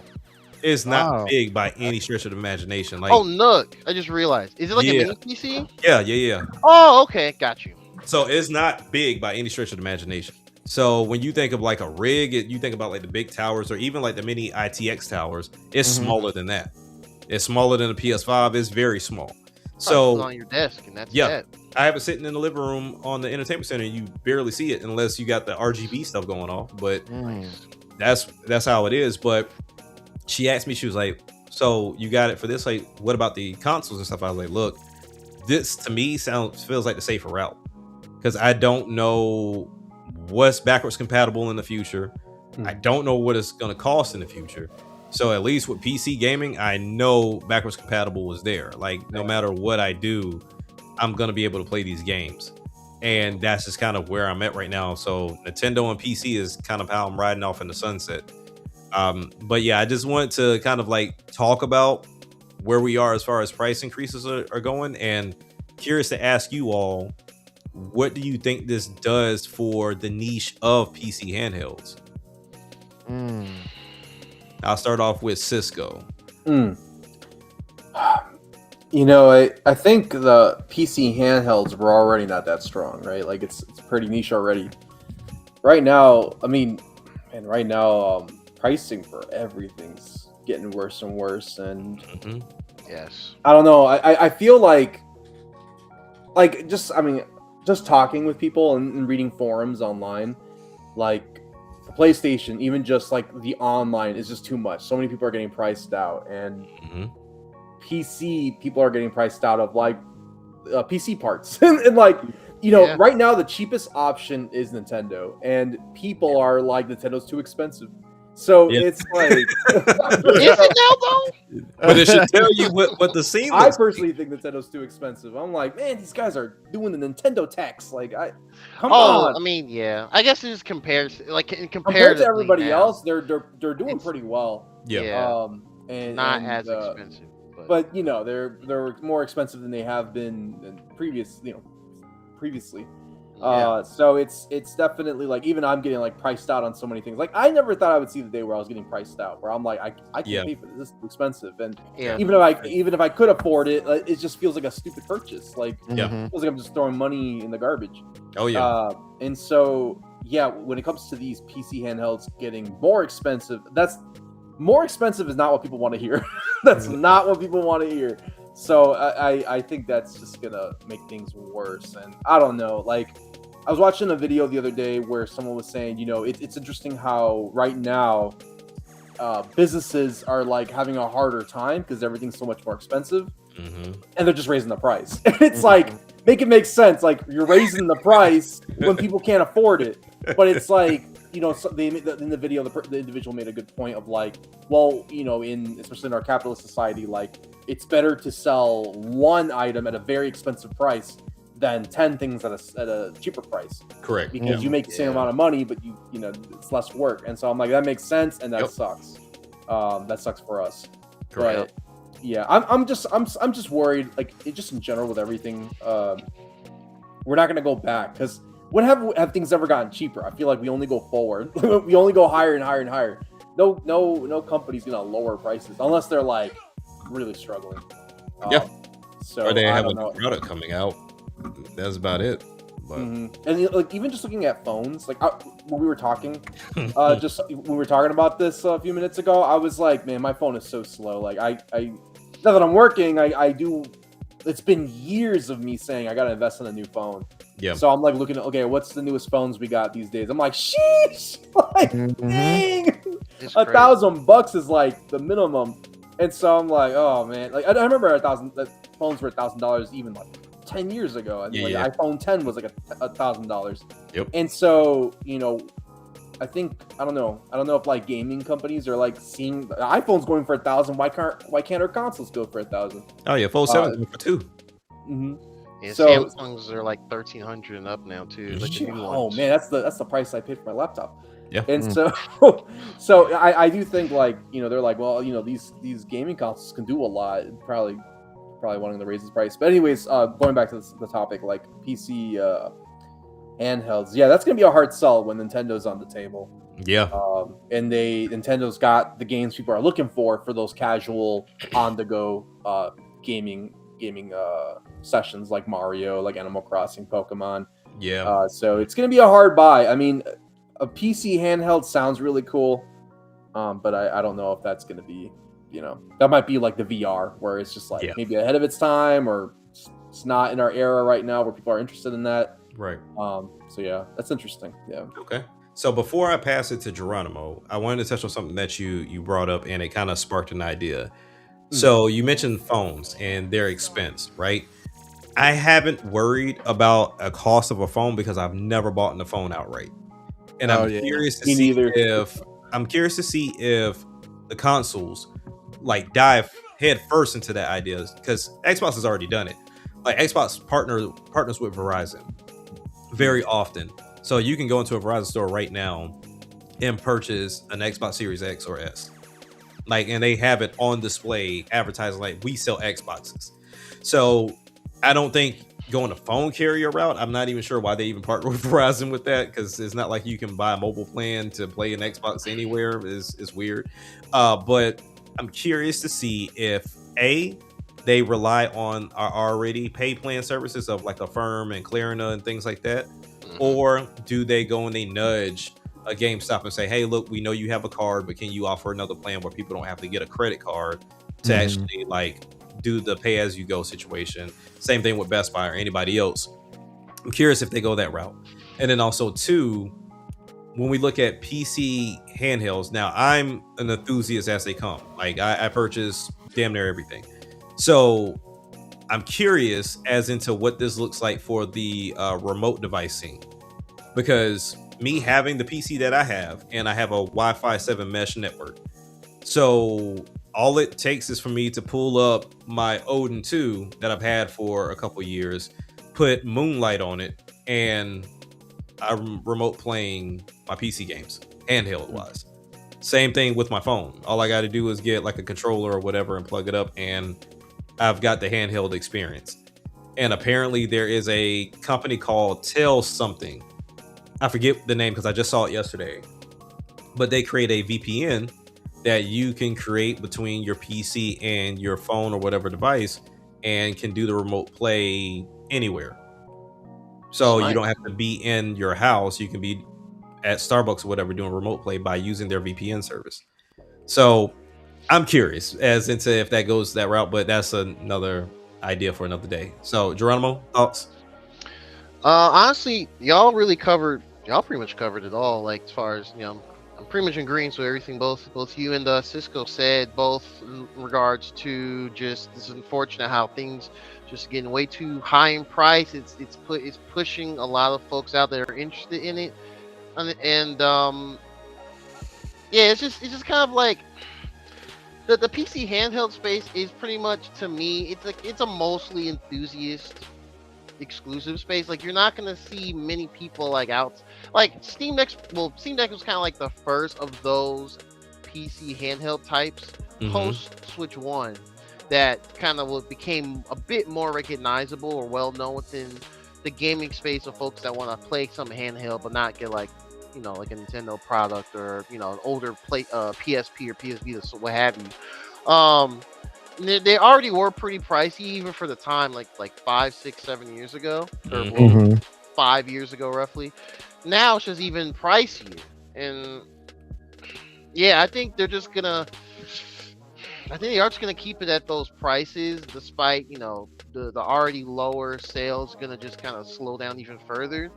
And maybe they'll just look at their profit margin and be like, hey, if we lose this many sales quarter over quarter, whichever, then but it's still making sense for the new pricing of what they're selling each device for, whatever SKU they are. They do SKUs for like storage, kind of like phones. They do like storage and RAM SKUs for them and whatnot. Right. Then, yeah, I mean, it's just not a good situation all around, really. I'm not really sure. I mean, honestly, I wouldn't be surprised if some of these might pull a valve and just slowly. Yeah. They may just remove some of the other SKUs from their manufacturing and everything, or they might just flat out say, "Hey, we're gonna stop manufacturing at this date, buy now, FOMO time, or something like that. Mhm. Like I don't know, maybe like MSI will do that with their clause or something. I don't really hear much about the MSI clause anymore. You really don't. Personally, Yeah. that's Yeah, just you me really personally. I don't know. Every now and then with Xbox, I do see ROG Allies here and there. What's the other one? There was another one. They got quite a few of them. There's Legion Go. Yeah, Legion Go. That's the other. yeah. One. We were just talking about Legion Go, and they released the S version of that, I think. Yeah. Which I think was like a slightly smaller, ergonomic one or whatever. But yeah, overall, it's just a reflection of the current times and what's affecting parts to be produced, sold, put into these devices and shipped out. It sucks, but this is where we're at. So Yeah. just have to follow it and see what happens next. Really. Okay. All right, Sandstorm. Yeah, man. So we're living in that apocalypse time. Mhm. Yeah, High that's key, what it is. high key. In the text High space, key, man. High key. Yeah, It's just ridiculous that we're at a time where systems are getting more expensive by the year. We've seen so many spikes in cost for a lot of these systems, and I think kind of like you guys said, like where's the breaking point? Mm-hmm. We're pushing so many people out of that experience at this point, and I think really really the biggest saving grace right now actually is game developers at this point. Because like as long as they stay within these range of systems for a while, we'll be okay. Yeah. And I think that's ironically funny, because we talk about how Sony and Microsoft are so close to finally showing off their 10th generation systems, and it's like dang, well, the PlayStation 5, the Xbox Series, they didn't really get any kind of FaceTime. This was literally their Wii U moment. And developers are like, we can't have them have a Wii U moment. Yeah. Right. We gotta have these developers play these games or make these games to stretch out this generation. I have a feeling that this generation is probably going to be the new longest generation, which I think 7th generation was the longest generation of its time. I think this is definitely going to beat it. Don't be surprised if this generation ends up stretching to 10 years. Yeah, that'll be best, really. Yeah. Even still, I mean, we're talking about the PC handhelds, but even still, with the PlayStation 5, like I know they got the Pro, and they're trying to push the Pros and whatnot, but man, I feel like there's still a lot of gas in the tank for that system. I don't think you need to rush in that. There's a lot. I still arguably think the PS5 Pro is not necessary, but they want to get a head start in their AI tech. So it's just it sucks, man. It sucks that we're even talking about this. And now the PC handheld, you're gonna price people out who actually wanted a PC handheld. It makes it harder for PC handheld people to be like, just buy a Steam Deck. Which Steam Deck on eBay? Like they're gonna sing that until the cows come home as they struggling to make half these games work. Right. It's crazy. It's hard. It's hard to push that narrative when your own device is becoming even more expensive. And it's funny too because I just put on here. I haven't put it in my reply yet. But there's a group of, I don't know who this individual is, but they posted the piece of Digital Foundry talking about can you make a $900 gaming PC that's equivalent or better than PS5 Pro? And so I forgot who the main character is. Yes, they're all characters. The main character is in Digital Foundry. Might be their main PC guy. I forgot his name. Not Peter Griffin. Not Peter? No, not Peter. No, he's more so he's like Nintendo Switch 2 now. He's that guy. Peter Griffin, Alex, I think. Yeah, and somebody else. But even Alex was like, said the same. But He said, "I'm not sure a $900 gaming PC will get you PS5 Pro performance." And so now I see this whole feed of all these Sony fans like, let me just go through a couple of these. I'll just Oh, yeah. Actually, sorry. Go ahead. Yeah, I think I know what you're getting at. Yeah. I'm a dude, bro. All of these. Hold on. I'm a dude, bro. All of these. I'm a dude, bro. Every single one of these. Let's see. PS5 Pro comes with 2 terabytes of storage. Your build only has 1. Disk drive is unnecessary, and PS Plus isn't part of the performance. You just proved you would need to spend 160 for half the storage, but nice try, dude. Not like that. Nice try, dude. Yeah. Let me see. PS5 Pro. You plug in your TV and play on the sofa with the gamepad. If you're starting from scratch, you need a PC, a desk, and a monitor, and a gaming chair. You ain't getting all that for $900. Why are PC players getting all pissy anyway? Just play what you enjoy. People, man. They So, need the desk or else. My PC doesn't work unless I have a chair and a desk. That's so, man. Take my chair out of this room. Okay, you can't play your never comes on PlayStation. again. You can't play your PlayStation unless you got a sofa. Like that makes There no you go, sense. yeah. The sofa's more expensive than a chair. You must like, have the exclusive Sony branded sofa. Can't in order to play your PlayStation, people are so stupid they don't realize that in order to play a PlayStation, you need a house. Yeah. You know how much a house costs? With electricity. 200,000, 5,000, TV. 500,000. Come on, man. Oh man, that's so disingenuous. That's so funny though. People don't understand. They're out here losing while I'm out here winning. They over there making funny comparisons when they could be playing the daggone games on the system. That's how you know they ain't playing games. They busy going back and forth talking about what desk and chair you got versus a couch and a TV stand. That's so funny. Okay, here we go. This is the last one. Oh, dude, you're right. 900 won't provide PS5 Pro performance because it instead offers superior performance on modern hardware. Oh my gosh. Plus, it's a computer. Y'all are stuck with mid-range CPUs from 2019. PC users are not. And let's not forget, won't be playing GTA 6 either at 30 frames. Oh my goodness. Yeah, it's the way that both sides. Rockstar works, you won't be playing GTA 6 for another year or two anyway. So what's the difference? Both sides are losers, man.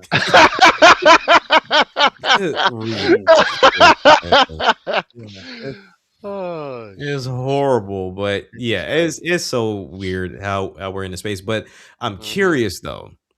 So I know this is like apples to oranges, but I look at the clothing space, I look at the car space, and even the housing space a little bit, right?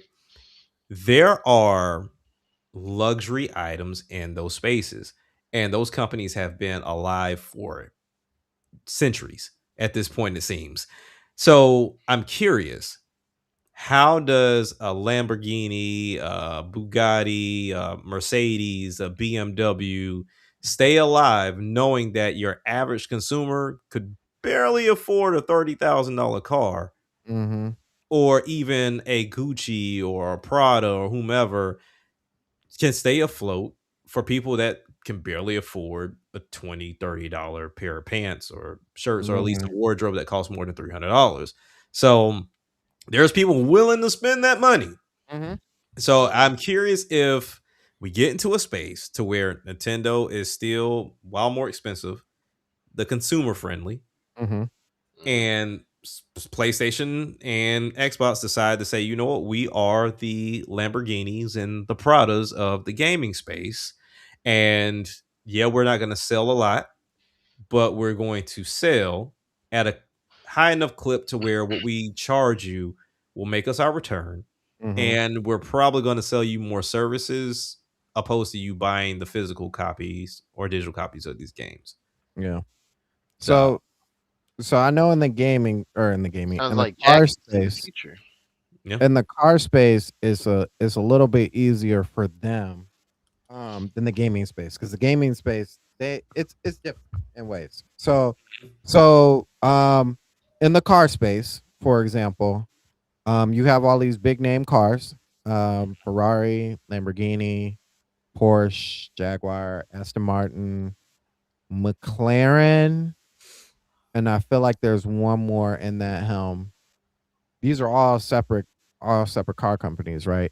Mm-hmm. But they're all owned by one bigger car company. Yeah. And that is Volkswagen, right? Yeah. So Audi, yeah. And so all of them are owned by them. So, they obviously have to deal with their own sales and declines and all that other stuff. But ultimately, there's a driving force that's pushing all of them forward, right? So why Ferrari and shout outs to Ford versus Ferrari. But while Ferrari might suck at selling cars, like as long as they do good and F1 racing, all these other racing things that provide them money, they're okay. They stay afloat, right? Right. Yeah. BMW is actually their own car company, and I think their model is like, we have all these high-end cars for people who can afford them, but like most of these people, while they can afford them, we could put them on a lease and then they can just get a new car later. Yeah. And we can just take that car that they just did the lease for and we can sell it to somebody who, instead of not having $35,000, $40,000, $50,000, we can sell it to them for $22,000, $23,000, $24,000. Give them maybe a year or two on their not insurance. What's the word I'm looking for? Coverage.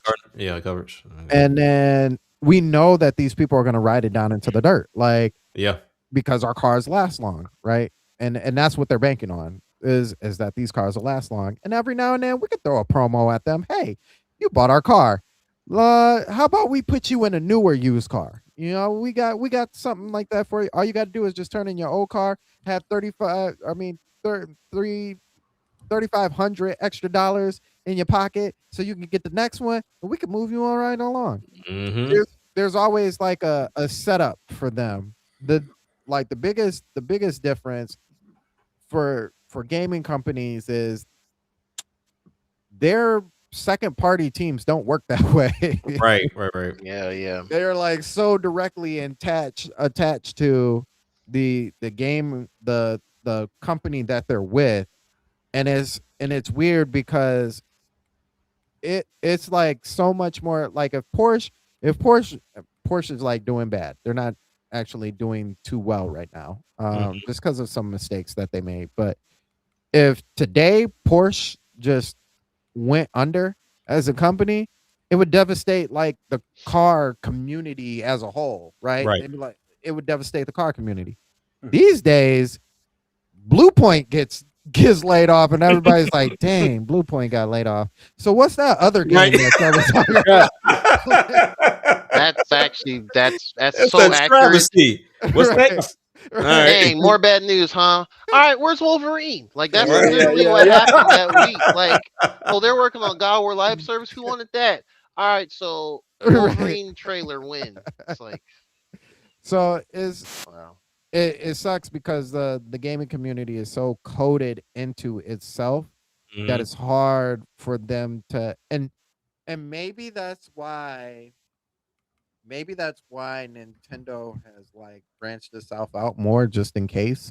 I think at the end of the day, if gaming is over for Nintendo, they're over, period. Like I don't think they'll just be like, well, we'll depend on our movie sales and stuff like that. I don't think it's gonna work like that. I think they're just done, period.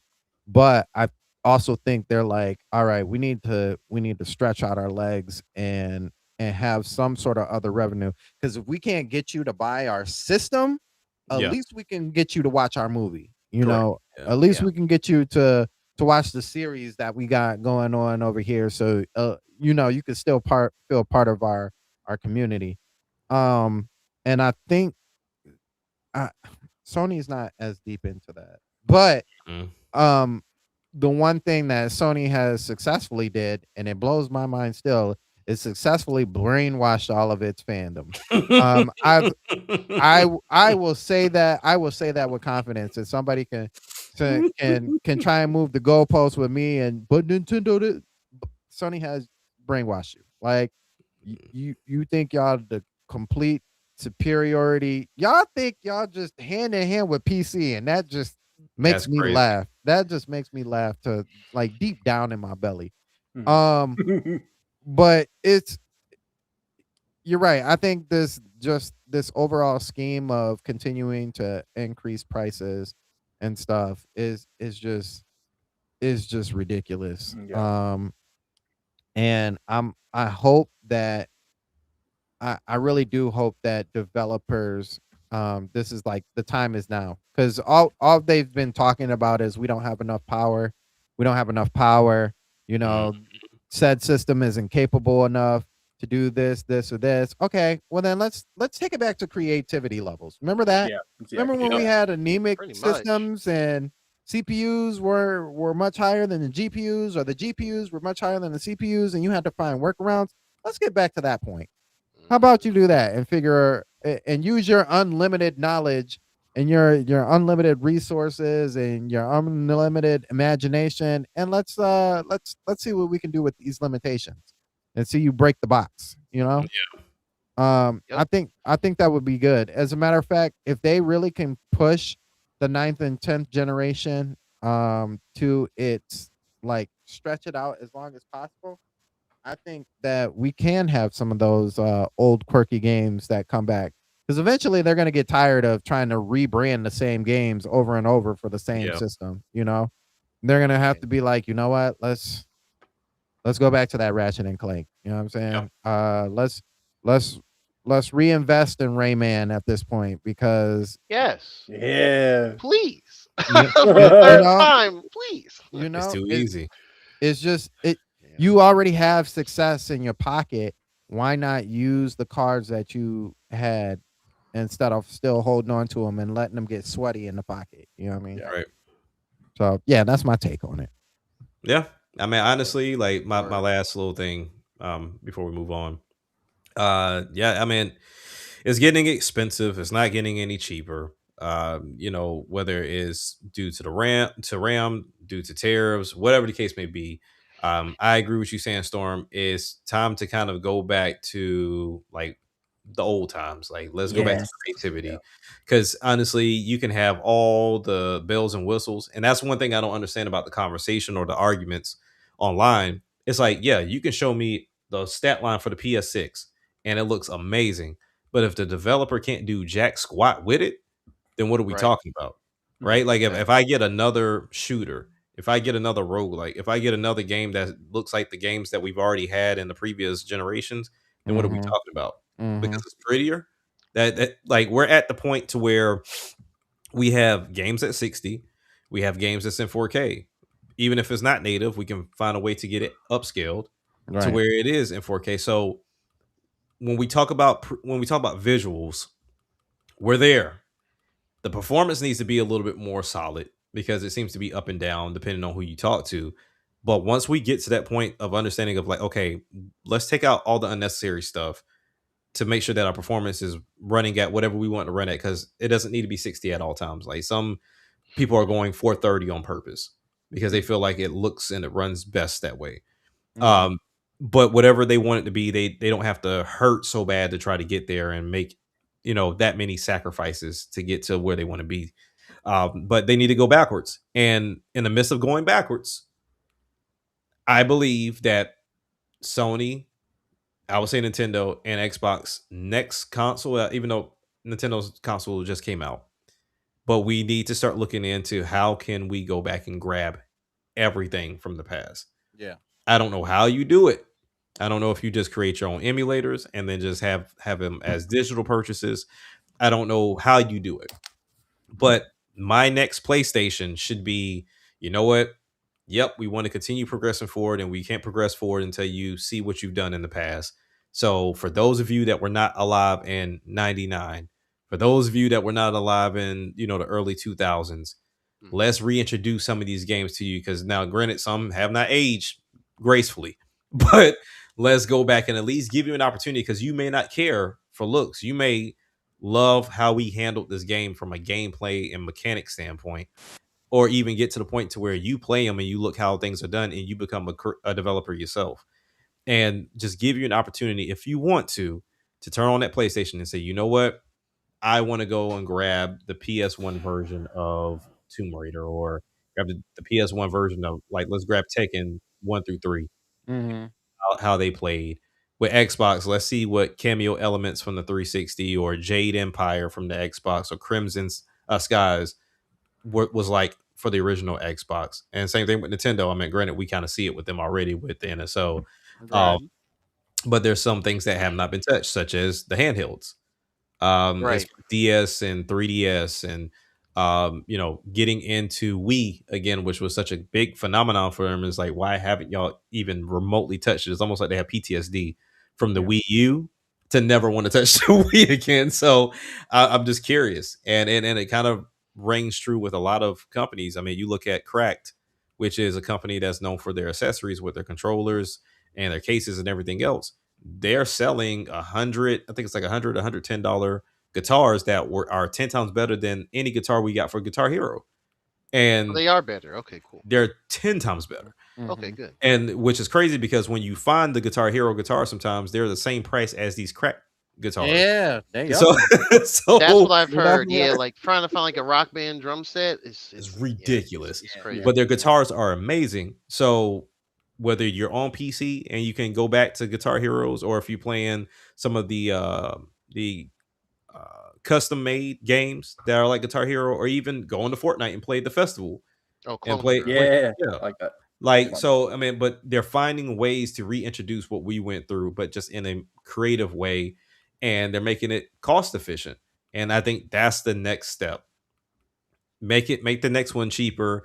It didn't move anywhere. All we did was we found a way to get emulation in this bad boy to play these older games, and we may entertain partnering with some third-party companies to start bringing back some of those old accessories. So you can go in and, like I said, like we said, like go in there and have a whole rock band session with your friends in the living room, where you got somebody on the mic, somebody on the guitar, somebody on the drums. Or if you want to get into shooters with the light gun shooters, we're gonna have some technology that can work with flat screens, and then that way you can go and just get into Time Crisis or any new game we want to create like Time Crisis, because VR just ain't it right now. Like, as much as I invested in VR, it ain't it, man. Like, it's too, the price, even if the price was good, there's too many asterisks to it. Your vision's bad, you gotta pay extra money. This was kept me away, man. You don't have the space up, you can't really play. You don't really like, you don't have like you don't want to have the uncomfort on your face. Too bad. Like, there's gonna always be something with VR.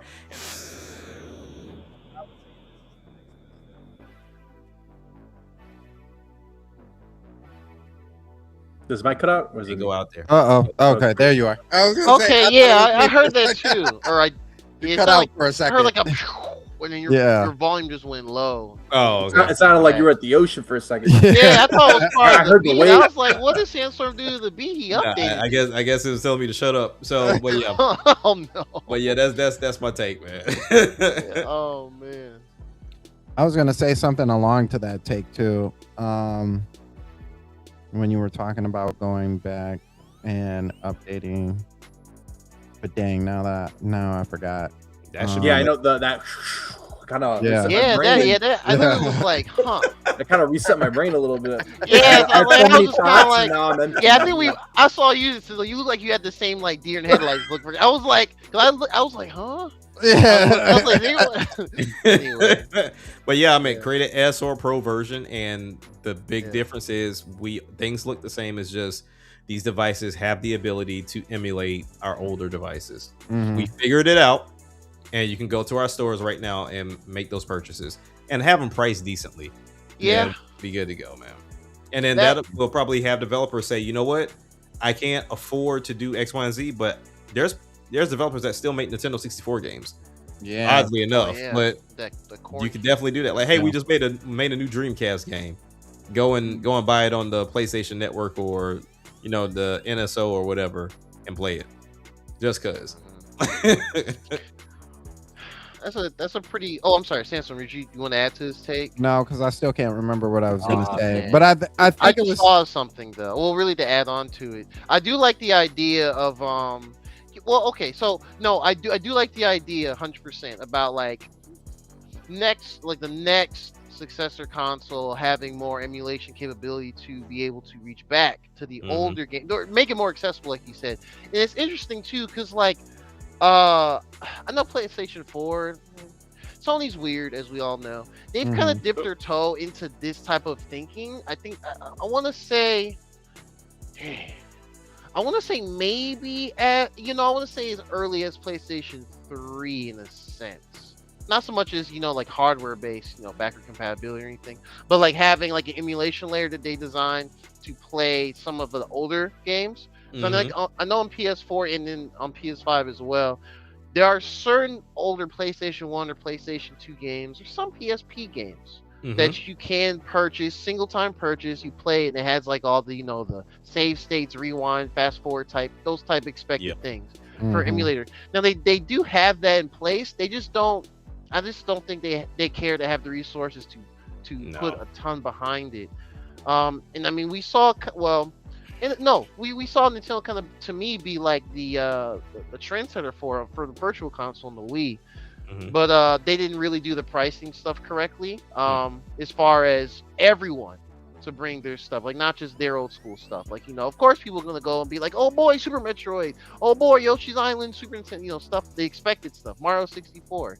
Or stuff like that, but like maybe someone's not gonna do it for like I'm trying to think, some random Sega game on there, some TurboGrafx 16 game, what have you, right? And then I think we saw that with the transition to NSO being subscription based, and we have the infamous drip feed, and even then to the most hardcore of folks that are into the emulation, like the N64 emulation, some games work really well, like Star Fox 64. Some have some quirks like F-Zero X.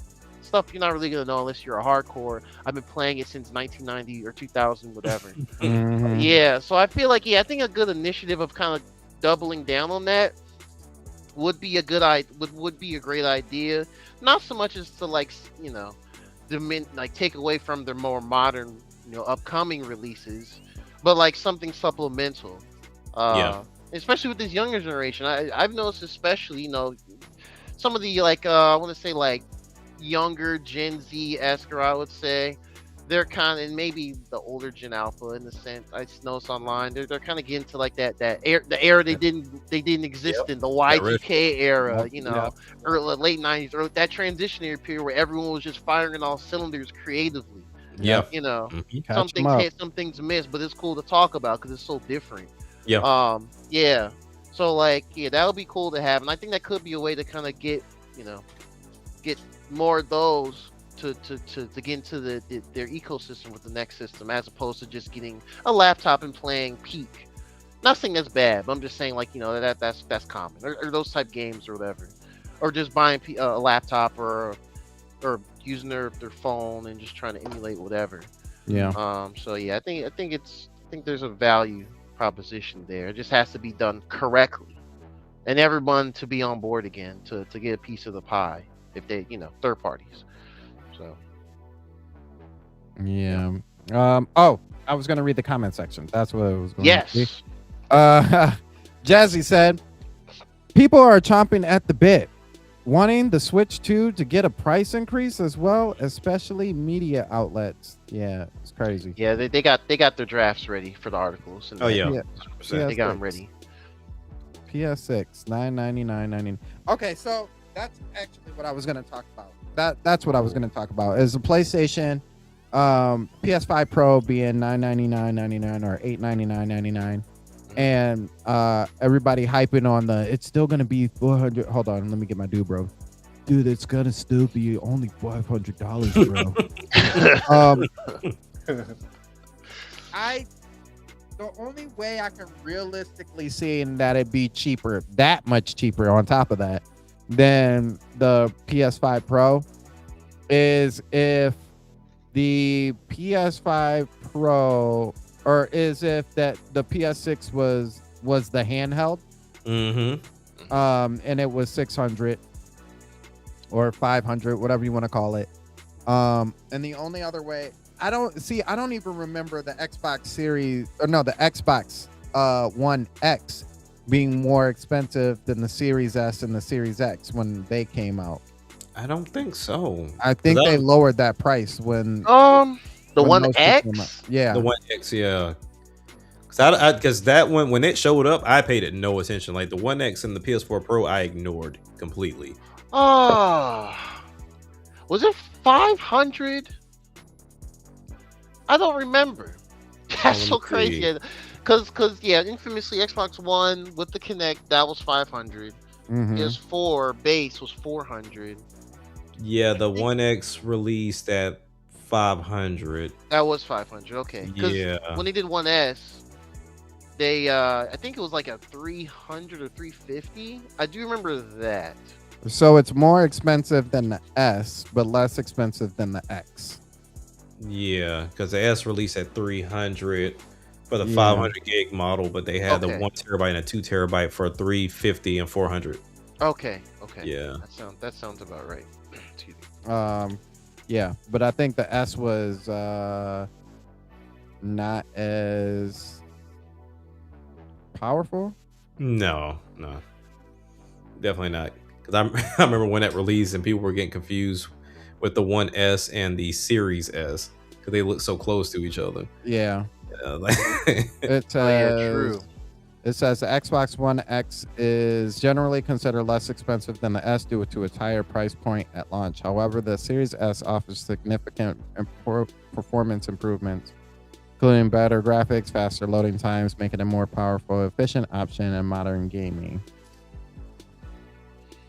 That wasn't. I'm not gonna front. The Series S was a pretty good value proposition. 5 years. Yeah, it was. Yeah, it was. So yeah. That, I mean, if that PS5 Pro drops from $899.99 down to $399 or $499, okay, sure, the PS6 can be $600. unless the there's a third option. The PS6 has no dedicated hardware inside of it, and it's a streaming box. They would be stupid to do that. Some people will definitely be like, PS6, let's get it, and just don't care. We're the future, baby. We win. That's right. Always win, baby. But not for real. That'd be pretty egregious. Yeah, I'd be like, yeah, y'all falling for it. If y'all praising that, you're falling for it big time. Yeah. Yeah. So that is all of our breaking. Oh, wait. I have to do it right. I always do this wrong. So this is our breaking news. There we go. Yeah, I had to do the music first. I always forget. Music technical difficulty. By SNNN. Brought to you by Leaks. You don't like them? I don't like them. That's where I come underwear. Need a leak? Hire a plumber. Wahoo! Let's all right. Go. So with that being said, we are on our final conversation and main event, which is a wonderful. Well, I don't know because I haven't seen it yet, but it's a great movie. Now I didn't get to see it. However, we were able to jump on and get the wonderful posters here. Oh, nice. Nice. Oh, that's still pretty good, honestly, before you can see it. Yeah. Shout outs to Angry Vigilante. I didn't know that they were also giving away the like special popcorn dispensers or whatever. They didn't have those at mine. Hopefully, maybe the next time I go, I'll see if they have them. But they came in Yoshi and Luma. But I think I'm gonna lean towards the Luma though. Even though I want the Yoshi one. Same. I want the Luma. Yeah, because I haven't seen that one. Period. So be very mindful of. I don't know who's making them or what's happening, but we got the Yoshi one from the movie theater. We went to the AMC and got it. Apparently, like you said, there's a Luma one. Ours wasn't selling a Luma one, but then there's a Bowser Jr. one too. Like you put it really? together, and Bowser Jr. is holding the bucket of popcorn. I don't like I said, Walmart selling some of them, Best Buy selling some of them. Like it's like they got them scattered. I don't know where they're coming from, and even like the Luma one of them lights up. So I'm like, oh wow. I don't know if these are officially Nintendo or if somebody's just really good. Might be some 3D printing going on. Yeah. Hey, there we go.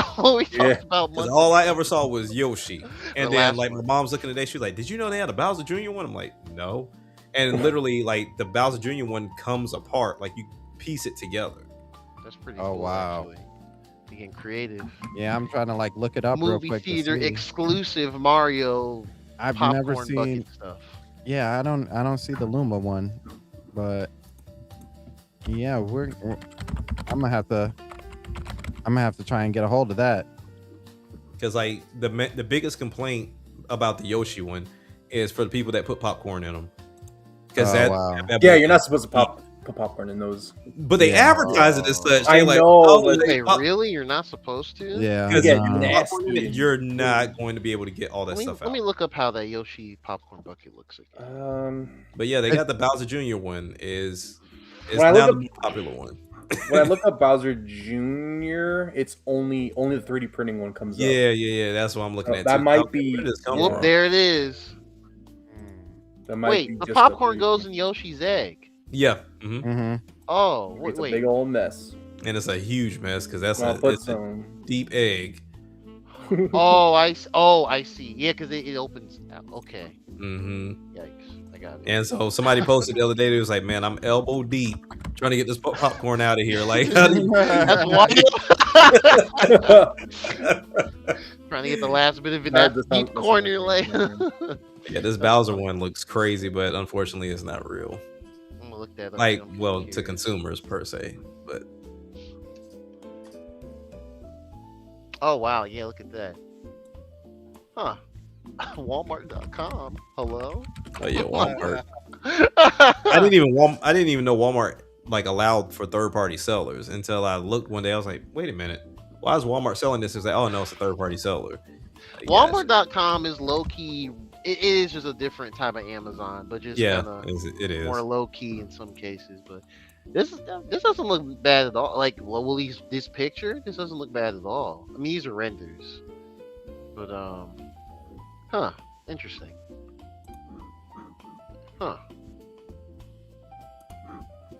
Okay. There we go. That's better. Well, with that being said, Geronimo and I have not checked it out. But I'm gonna catch you next weekend. But Jack and Cisco have checked it out. So the reviews are in from journalists on the Mario movie. How are you guys feeling about I kind of do want to change this. Yes. How are you guys feeling about the Mario movie in comparisons to the reviews that are out? Because I think it's an average. What was the average? It's like in the 40s, right? For Rotten Tomatoes. Yeah, I heard it was 40s, like 44, 45 or something. I'll go on Rotten Tomatoes. 42. Oh, that's okay. Yeah. Sheesh. How are you guys feeling about the Mario movie? What would you give it overall? I would get out of 10. I would give it a. I would give it a 8. Let's say a 7.5 out of 10. Okay. And the reason why I give it a 7.5 out of 10, and I want to go and want to see it again, because like I said, me and the wife went to a late showing, and I was struggling to stay up. Like I was down bad already for the day, and then I was like, but we had already gotten the ticket, so I'm like, okay, we're gonna go. And I got there, brought the blankets, we had bought like all the food, like we went crazy because it was a date night. So I was like, all right, cool, we're gonna splurge. We didn't have the kids with us; they were at the house sleep. So I'm like, all right, cool, we're gonna sit here, we're going through all the previews. And I was like, I thought AMC said they were gonna dumb down on these previews, but I guess that's not true. They Soon as we lied. come home, all right, cool. And I'm like, oh no.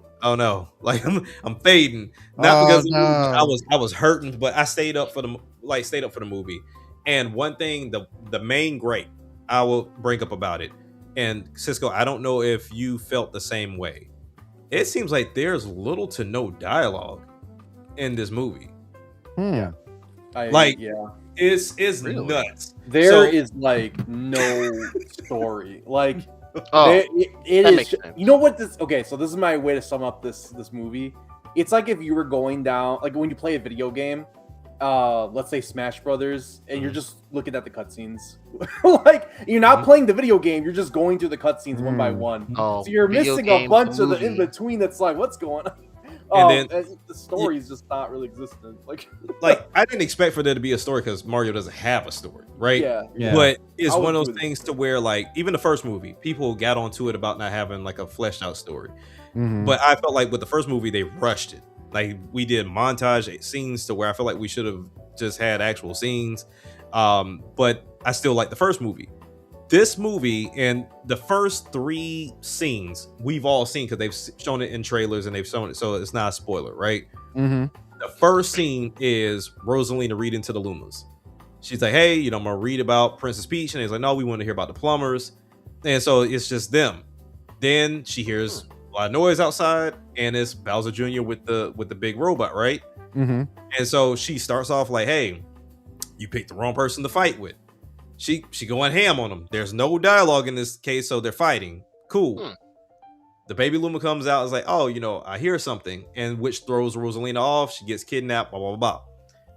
Then they jump to Mario and Luigi ride through the desert on the motorcycles, and I was like, "Okay, that's an interesting transition."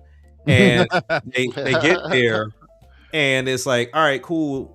Where's the pipe?" It's over there. So they go and they do the fire. You remember they did the little fire plant thing, and they were like, they're not saying anything to each other. They're just walking through. And then that's when you see Luigi was like, "Oh, I'm not scared. I'm not scared. I'm not scared." And he does that part, and then they go quiet again. And they remove, and they're like, "Oh, found the problem. Move the blocks. Yoshi does his thing. Come on out." He comes out. Yoshi. They walk out. We found the problem. Oh, it's a Yoshi. And then they get on a motorcycle, dip out, and then they go to the next scene. I was like, wait a minute, huh?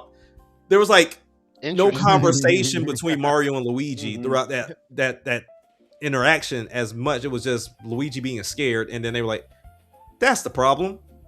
And then, but the music was banging throughout the whole situation. Like the music was great. The music was fitting, but it's almost like they chose the music over dialogue.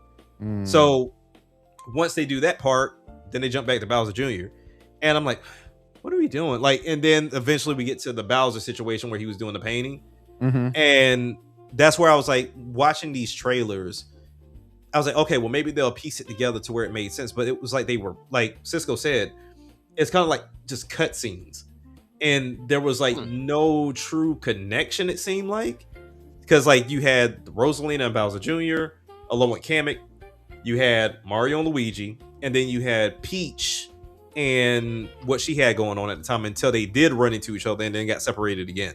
But it's like interesting. But nonetheless, like everybody said, tons of Easter eggs. The music is amazing because a lot of people didn't like the fact that they had licensed music in the first one. This is pure Mario music. That's so good. Like, that was the one of my criticisms of the first. So. Yeah, like the music that one is scene there. But when I tell you, like, I'm watching, and even my wife was like, "Am I missing something?" I was like, "What do you mean?" She was like, "They're playing a lot of music, and I'm assuming this music is meant for Mario." I was like, "Yeah." She was like, "But I'm not hearing them say anything." I said, "No, it's not you."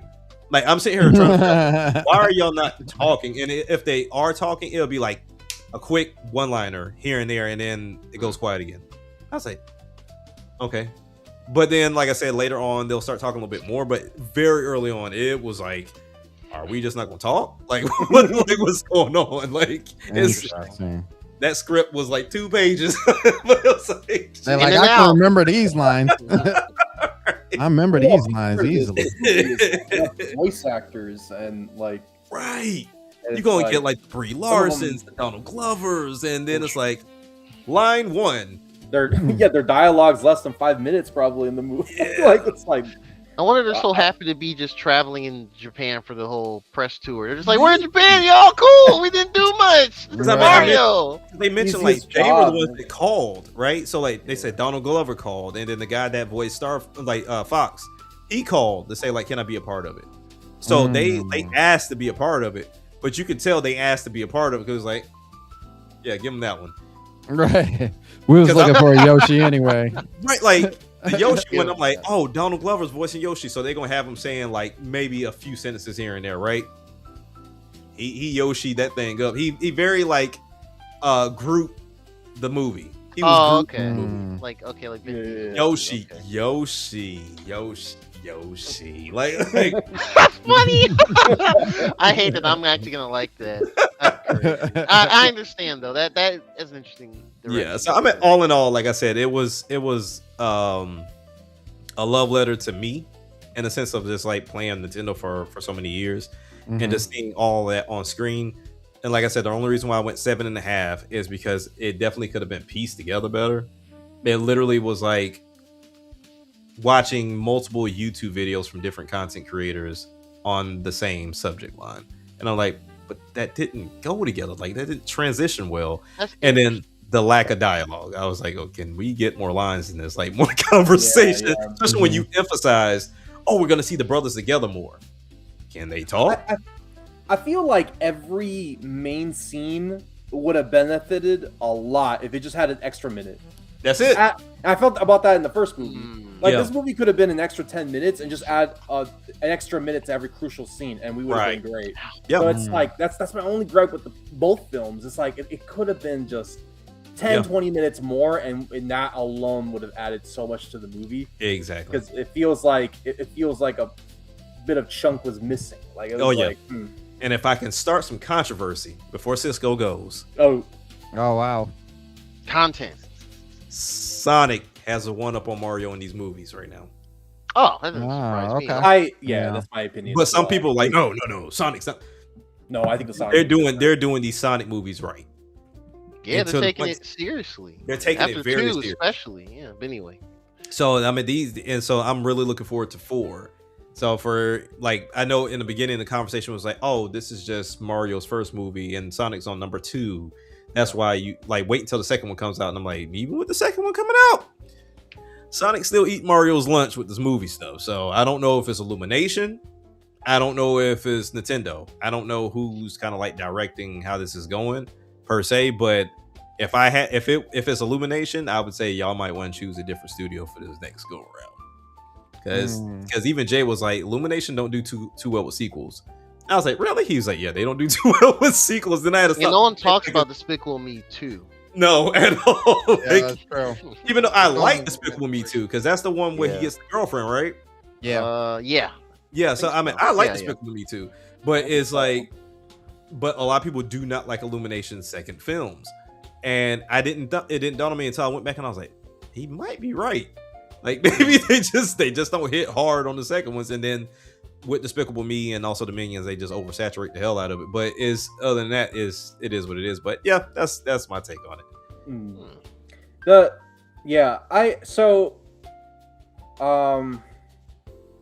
A lot of thoughts. Okay, so going back to the main prompt was, how do I feel about it? Back to go with the reviews.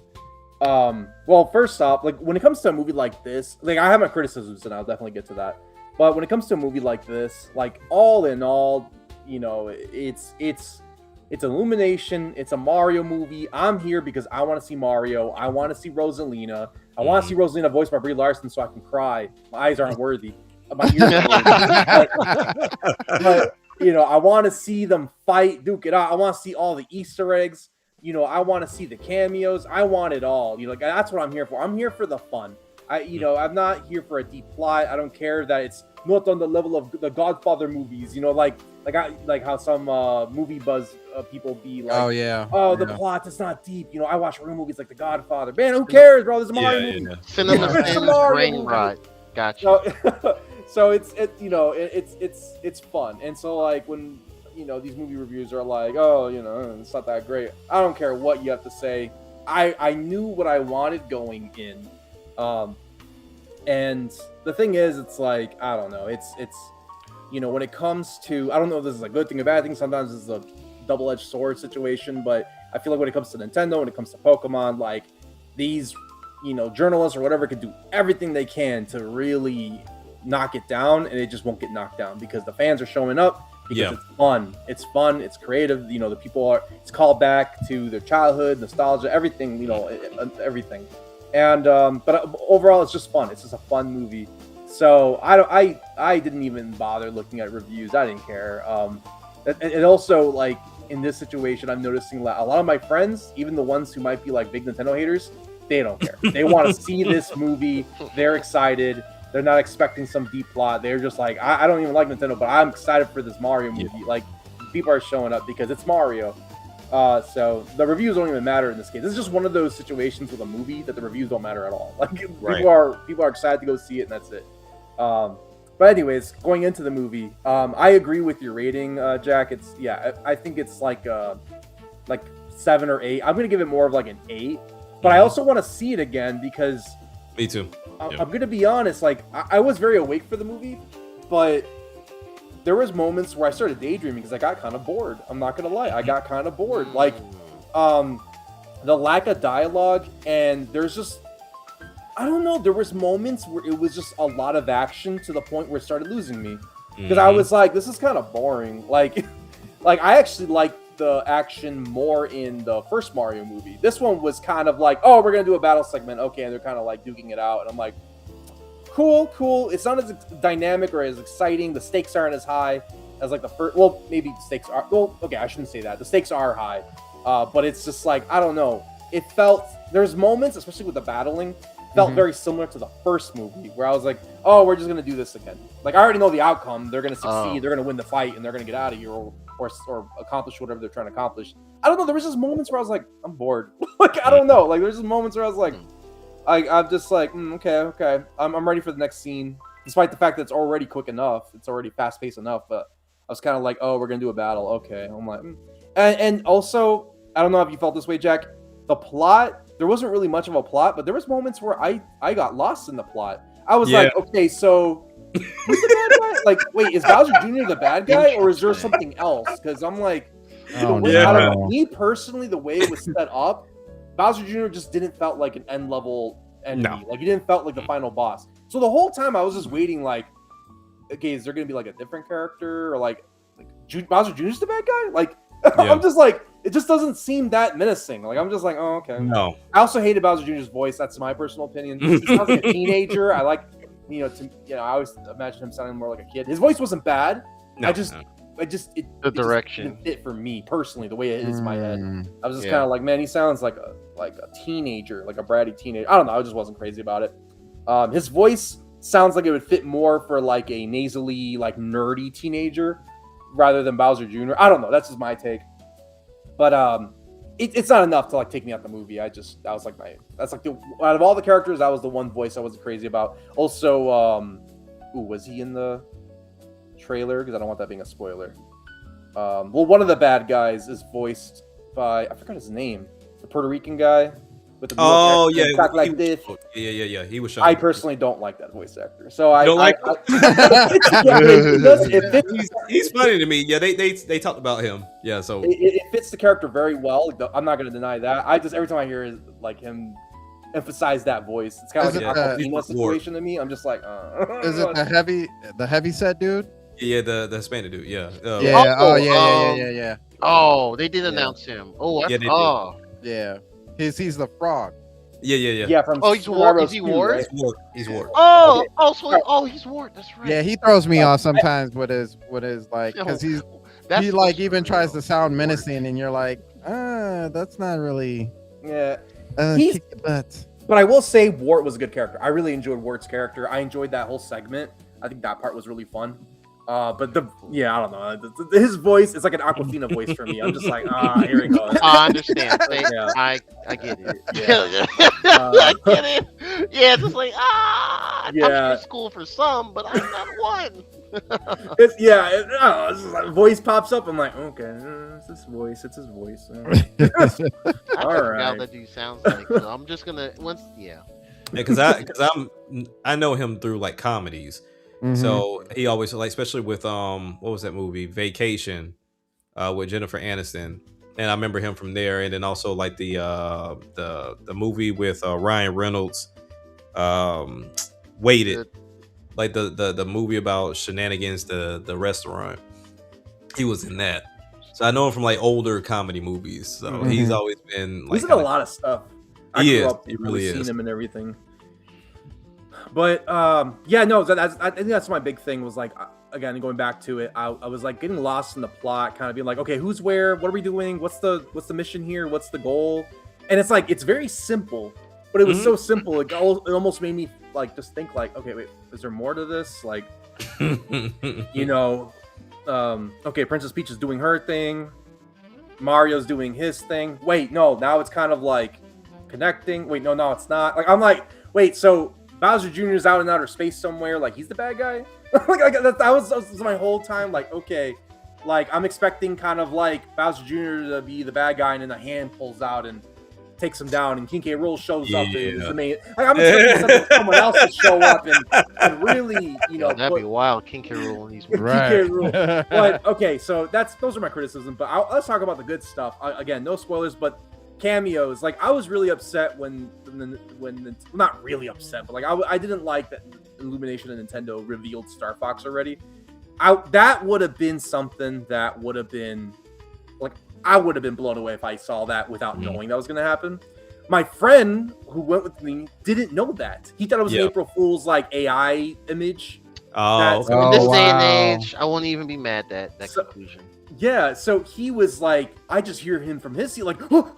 No way, Star Fox, what? And then, yeah. So I was like, I wish I could have that reaction. For me, I was like, as soon as they get to the area, I was like, oh, I know who's gonna show up. It's pretty obvious who's gonna show up in this team. Wow, I'm really curious how. Okay, cool. But I'm really again, curious how they're gonna get to that, because like, yeah, I think he's easily the best character. Like, I think easily Star Fox. Like, you're gonna get if you're excited for Star Fox, you're not gonna leave being like, I wish there was more. He was only in it for a second. Like, no, you're gonna have fun. He's involved. Yeah, you're gonna have a fun time with that. That's good. But I will say this. As my main thing that I wanted going into this movie was, I hope there's more cameos than just the Star Fox they already revealed.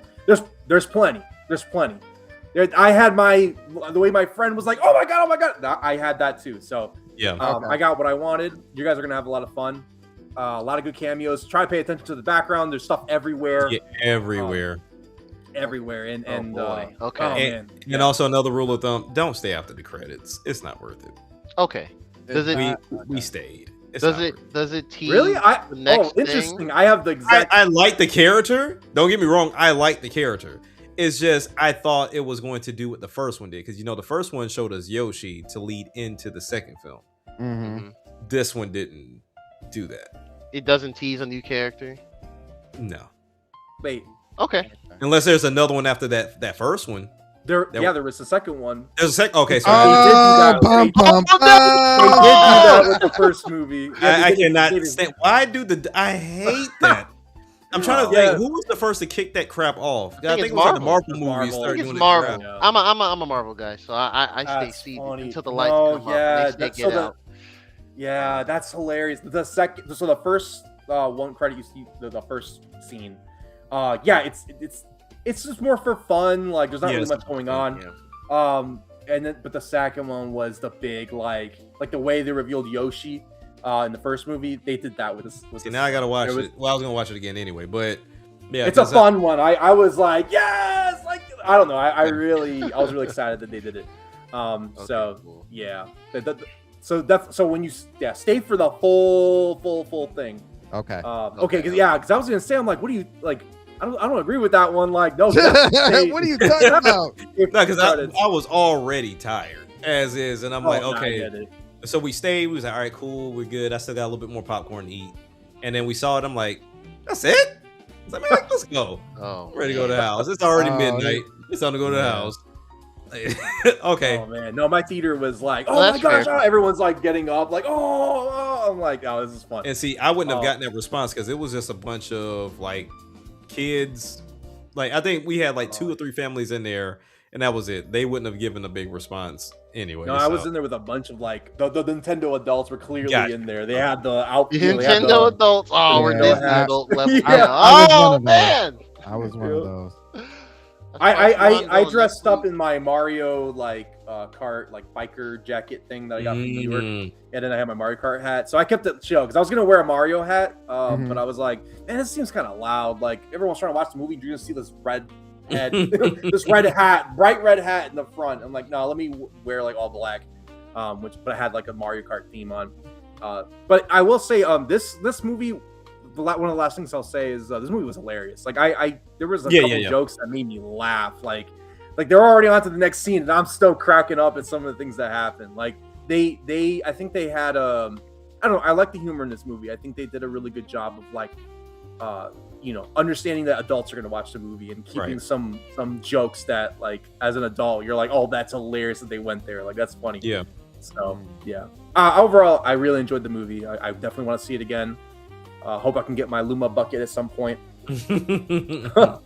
But it was a fun movie. I'm excited to see where we go from here. I don't know if this is going to kick off like a Marvel universe because, there was a lot of cameos. And then especially, again, with the Star Fox, you guys will see in the movie what that leads into. I don't know. And of course, we have the Legend of Zelda movie coming up. No connection to this movie, but like, the Legend of Zelda live action, like I don't know. I'm like, okay, we're starting to have a little universe like already planned, but then there's a lot of people thinking, oh, is it gonna be a Donkey Kong movie? This one got me like, are we gonna get like a Star Fox movie?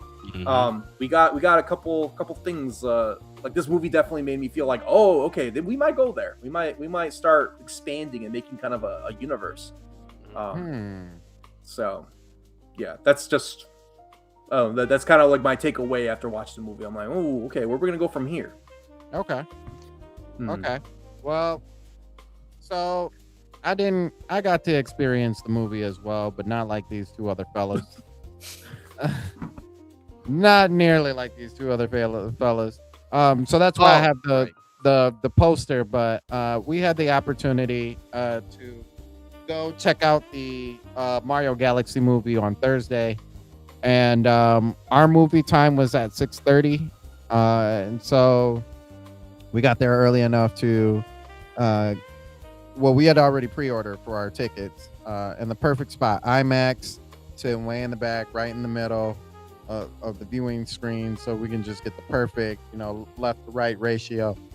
And 6:30 came around, and in Michigan we had, specifically Kalamazoo, we had a tornado warning right at 6:30. So we were escorted out of the movie theater, and we sat for 35 minutes roughly. Oh man. Yeah, waiting for the tornado warning to be over, and the tornado warning actually ended at 7:15, and at that time they escorted us back in. And so they started it back up, and it was the old school popcorn with the old school pop and the old school candy. Walking down the aisle, and we're like, yes, we're back in. And then the alarm goes off again.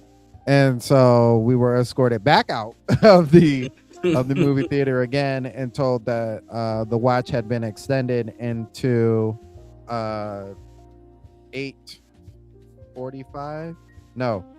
7:45, and 7:45 got close, and then they extended it out to 8:15. By that time, the movie theater was like, yeah, we're not gonna run this again. We're not gonna try and rerun it. So they ended up we don't have a refund per se, but basically everybody there, because there were so many people there, like for the movie, that they were like, just bring your tickets in and we'll just get you a seat for the next time. So unfortunately we did not get to watch the movie. That's crazy. Yeah, it was definitely a buzzkill. Little kids were crying and mad, and yeah, I know I would have been if I was a kid. Yeah. Bro. I don't understand why. Just kids crying in unison in chorus. Yeah, it was one of those type of situations. I did dress up. The family dressed up, except for my son. I think he's just too cool to. Yeah, he's too cool. Man, who wants to dress up like Nintendo characters anyway? Right. Where he's trying to be. Seems to get a That's little that older. age, man. I was the same way. Yeah, edgy teenager. Man, Pokemon's lame. Goes home. I And... went to plays Pokemon. Oh, man. So we wore our Mario attire. Baby Sandstorm actually had a Mario Kart jacket and a Mario Galaxy shirt on. So Cool. she was all the way ready, but unfortunately she couldn't. We just didn't see the movie, so we'll have to watch it sometime next week. Before the wedding the following week. So definitely have to check that out. Still excited to see it though. Even with the overall views of it, I'm excited to see who this mystery person is at the end. I was really hoping y'all would tease the fact that Mario was galaxy hopping and he went into the Zelda universe, and you got to see the live action. You would hope. Yeah, my idea died, brother. I was like, nah. I did go in hoping that was the case, but like we're finally gonna see it. So yeah, that does bring up a separate conversation, but not for today. No, like for real, like legit. That makes me think about it. Especially with Cisco and Jack talk about this movie and kind of following a similar way they did the first Mario movie with Illumination. Yeah, they may have some different direction for the Zelda outside of animation versus live action. I guess they want to take that more seriously as a film. Yeah, with acts and all that good stuff. So. Yeah, I think so. Yeah, we'll see again. We'll see about that though when the time comes. Hopefully this year. Yeah. I hope you guys don't get spoiled because it's all over my feed. Yeah, Threads has been a little. I've seen some off screen of Fox, and I was like, scroll down, scroll. On my YouTube, it's the thumbnails are just straight up the spoilers. Like, man, I don't know. I don't know how this happens. I feel like when it's stuff I am anticipating, I don't know why. I guess my YouTube doesn't give me that stuff. Oh yeah, I hope it not. doesn't. I muted Mario Galaxy, Illumination. I muted all that in Twitter. You can mute words, and I just muted any kind of keywords for Nintendo. It's probably because my current account is kind of small. It's pretty small, and I really just follow y'all and some of the folks here that frequent the Stormcast and other friends of the cast. But like, yeah, I try not to like anything because in case it pops up on your guys' stuff. Yep. Yeah. Yeah. I think that's what. And I also don't go to the For You tab much, because I know if I go over there, that's risky business. But yeah, but now that's interesting to hear all the all y'all's takes. I'm gonna see it next Saturday. I'll definitely have watched it before the next show. Wait, are we? Wait, Chancellor, are you saying next week is camp? No. Next Saturday will be good. Okay, it's the week after. Okay. Yep, the following. Okay, cool. Okay. Yep. Okay. Yeah. All right, cool. So other than that, I guess with that being said, we can get up out of here. So before we get up out of here, I want to thank everybody who's came through. Thank you, Jay Biggs, Jazzy, for coming through. Dark Sunrider, we see you. Appreciate you coming through. Brand Smith, thank you. Nice Guy holding it down. Thank you, man, for coming through. We really appreciate you. Dark Void, really appreciate you as well. Exodia, Ibs, J-Mac, thank you. She's actually, I know she's not on right now because she was like, I'm going to bed. So thank you all for coming through. Before we get up out of here, Nintendo Cisco, what you got up for us? I think my update's the same as last update. My Square Enix game. Gotta talk about it. I was gonna do it today. I was gonna sit down and lock in and do it, but then my family needed help with some errands, so I decided to help them out. Yeah, I got a lot of videos I want to make. Just needed to focus on this week with work, but now that I'm kind of settled in my schedule, I want to get back on my creator schedule and start really making a lot of these videos I want to make. But yeah, I don't think I got much of anything. Yeah, I think that's everything. I saw the Mario movie. That was awesome. And yeah. Okay. Geronimo, what you got up for us? Always great to be on the show as always. This past week I have, like I mentioned earlier in the show, I did put out a video, some gameplay of the Bomb on Blast mode that is in Mario Kart World now. So check it out. It's really short, like 5-6 minutes long. The tagline for my name today's show, I did a video on Warframe about the mouse controls. I think it's the best mouse controls I've played thus far. The default settings, perfect. Can't believe it. But yeah, that's just like some of the early missions. And it runs great on Switch too, so it's really good. This week coming up, yeah, I'm gonna do a video on Haste. I thought about it throughout the show. I'm gonna definitely do a video on Haste on Switch 2, talk about my thoughts and everything, how it runs, and if you should get the game, or if you're interested in it. And I'll also do some videos on some other news things. I think I'm gonna do an Xbox focus one. Okay. And yeah, I think I found some information. I wanna delve into that. So look out for that next week, and of course follow on social medias, YouTube. I'll post updates and whatnot to let y'all know what's up next. All right. Jack, what you got up for us, man? Nothing. But yeah, it's a matter of like I got things I could record. There's some things I could talk about. I think I want to do like a more in-depth video as far as its pricing is concerned. But also too, just kind of do a video centered around PC gaming in general. Like I said, this isn't my first rodeo, but it's a rodeo I hate riding. And is definitely something that you see on Twitter that gets praised as the best way of playing games. No. So I would like to just kind of dispel some of the lovely comments that we get about PC gaming and how it's better than console gaming. No, I just wanted to share like my experience of going through not only setting up this new PC, but then also just getting back into gaming PC and how annoying it is and why I left it in the first place. Okay. All right. And y'all know how we do it here every Saturday at 7 o'clock. Tomorrow we have the Winging It podcast also at 7 o'clock. Oh, wait. Actually, do we have it? Because of Easter? I'm not sure. No, I don't think so. he said, Okay. yeah, I remember. I watched that episode. Yeah, He said yeah. this weekend is canceled because of Easter Yeah, Sunday. I feel like I saw it in the threads, but I was like, maybe. I don't know. But no Winging It podcast tomorrow. But on Monday we do have the Joe podcast. Hopefully, by that time I would have watched the Mario movie, but I can't call it. Can't at promise this point in time. Yeah, Well, the nature might tell you otherwise. right. Right, yeah. Especially Michigan weather. Springtime. And then on Wednesday we have the Nintendo Bite podcast as well. Make sure you guys come on through and show your boy a little support. Other than that, we're gonna get up out of here. Thank you guys so much for coming through. We appreciate you, and we'll see you next time.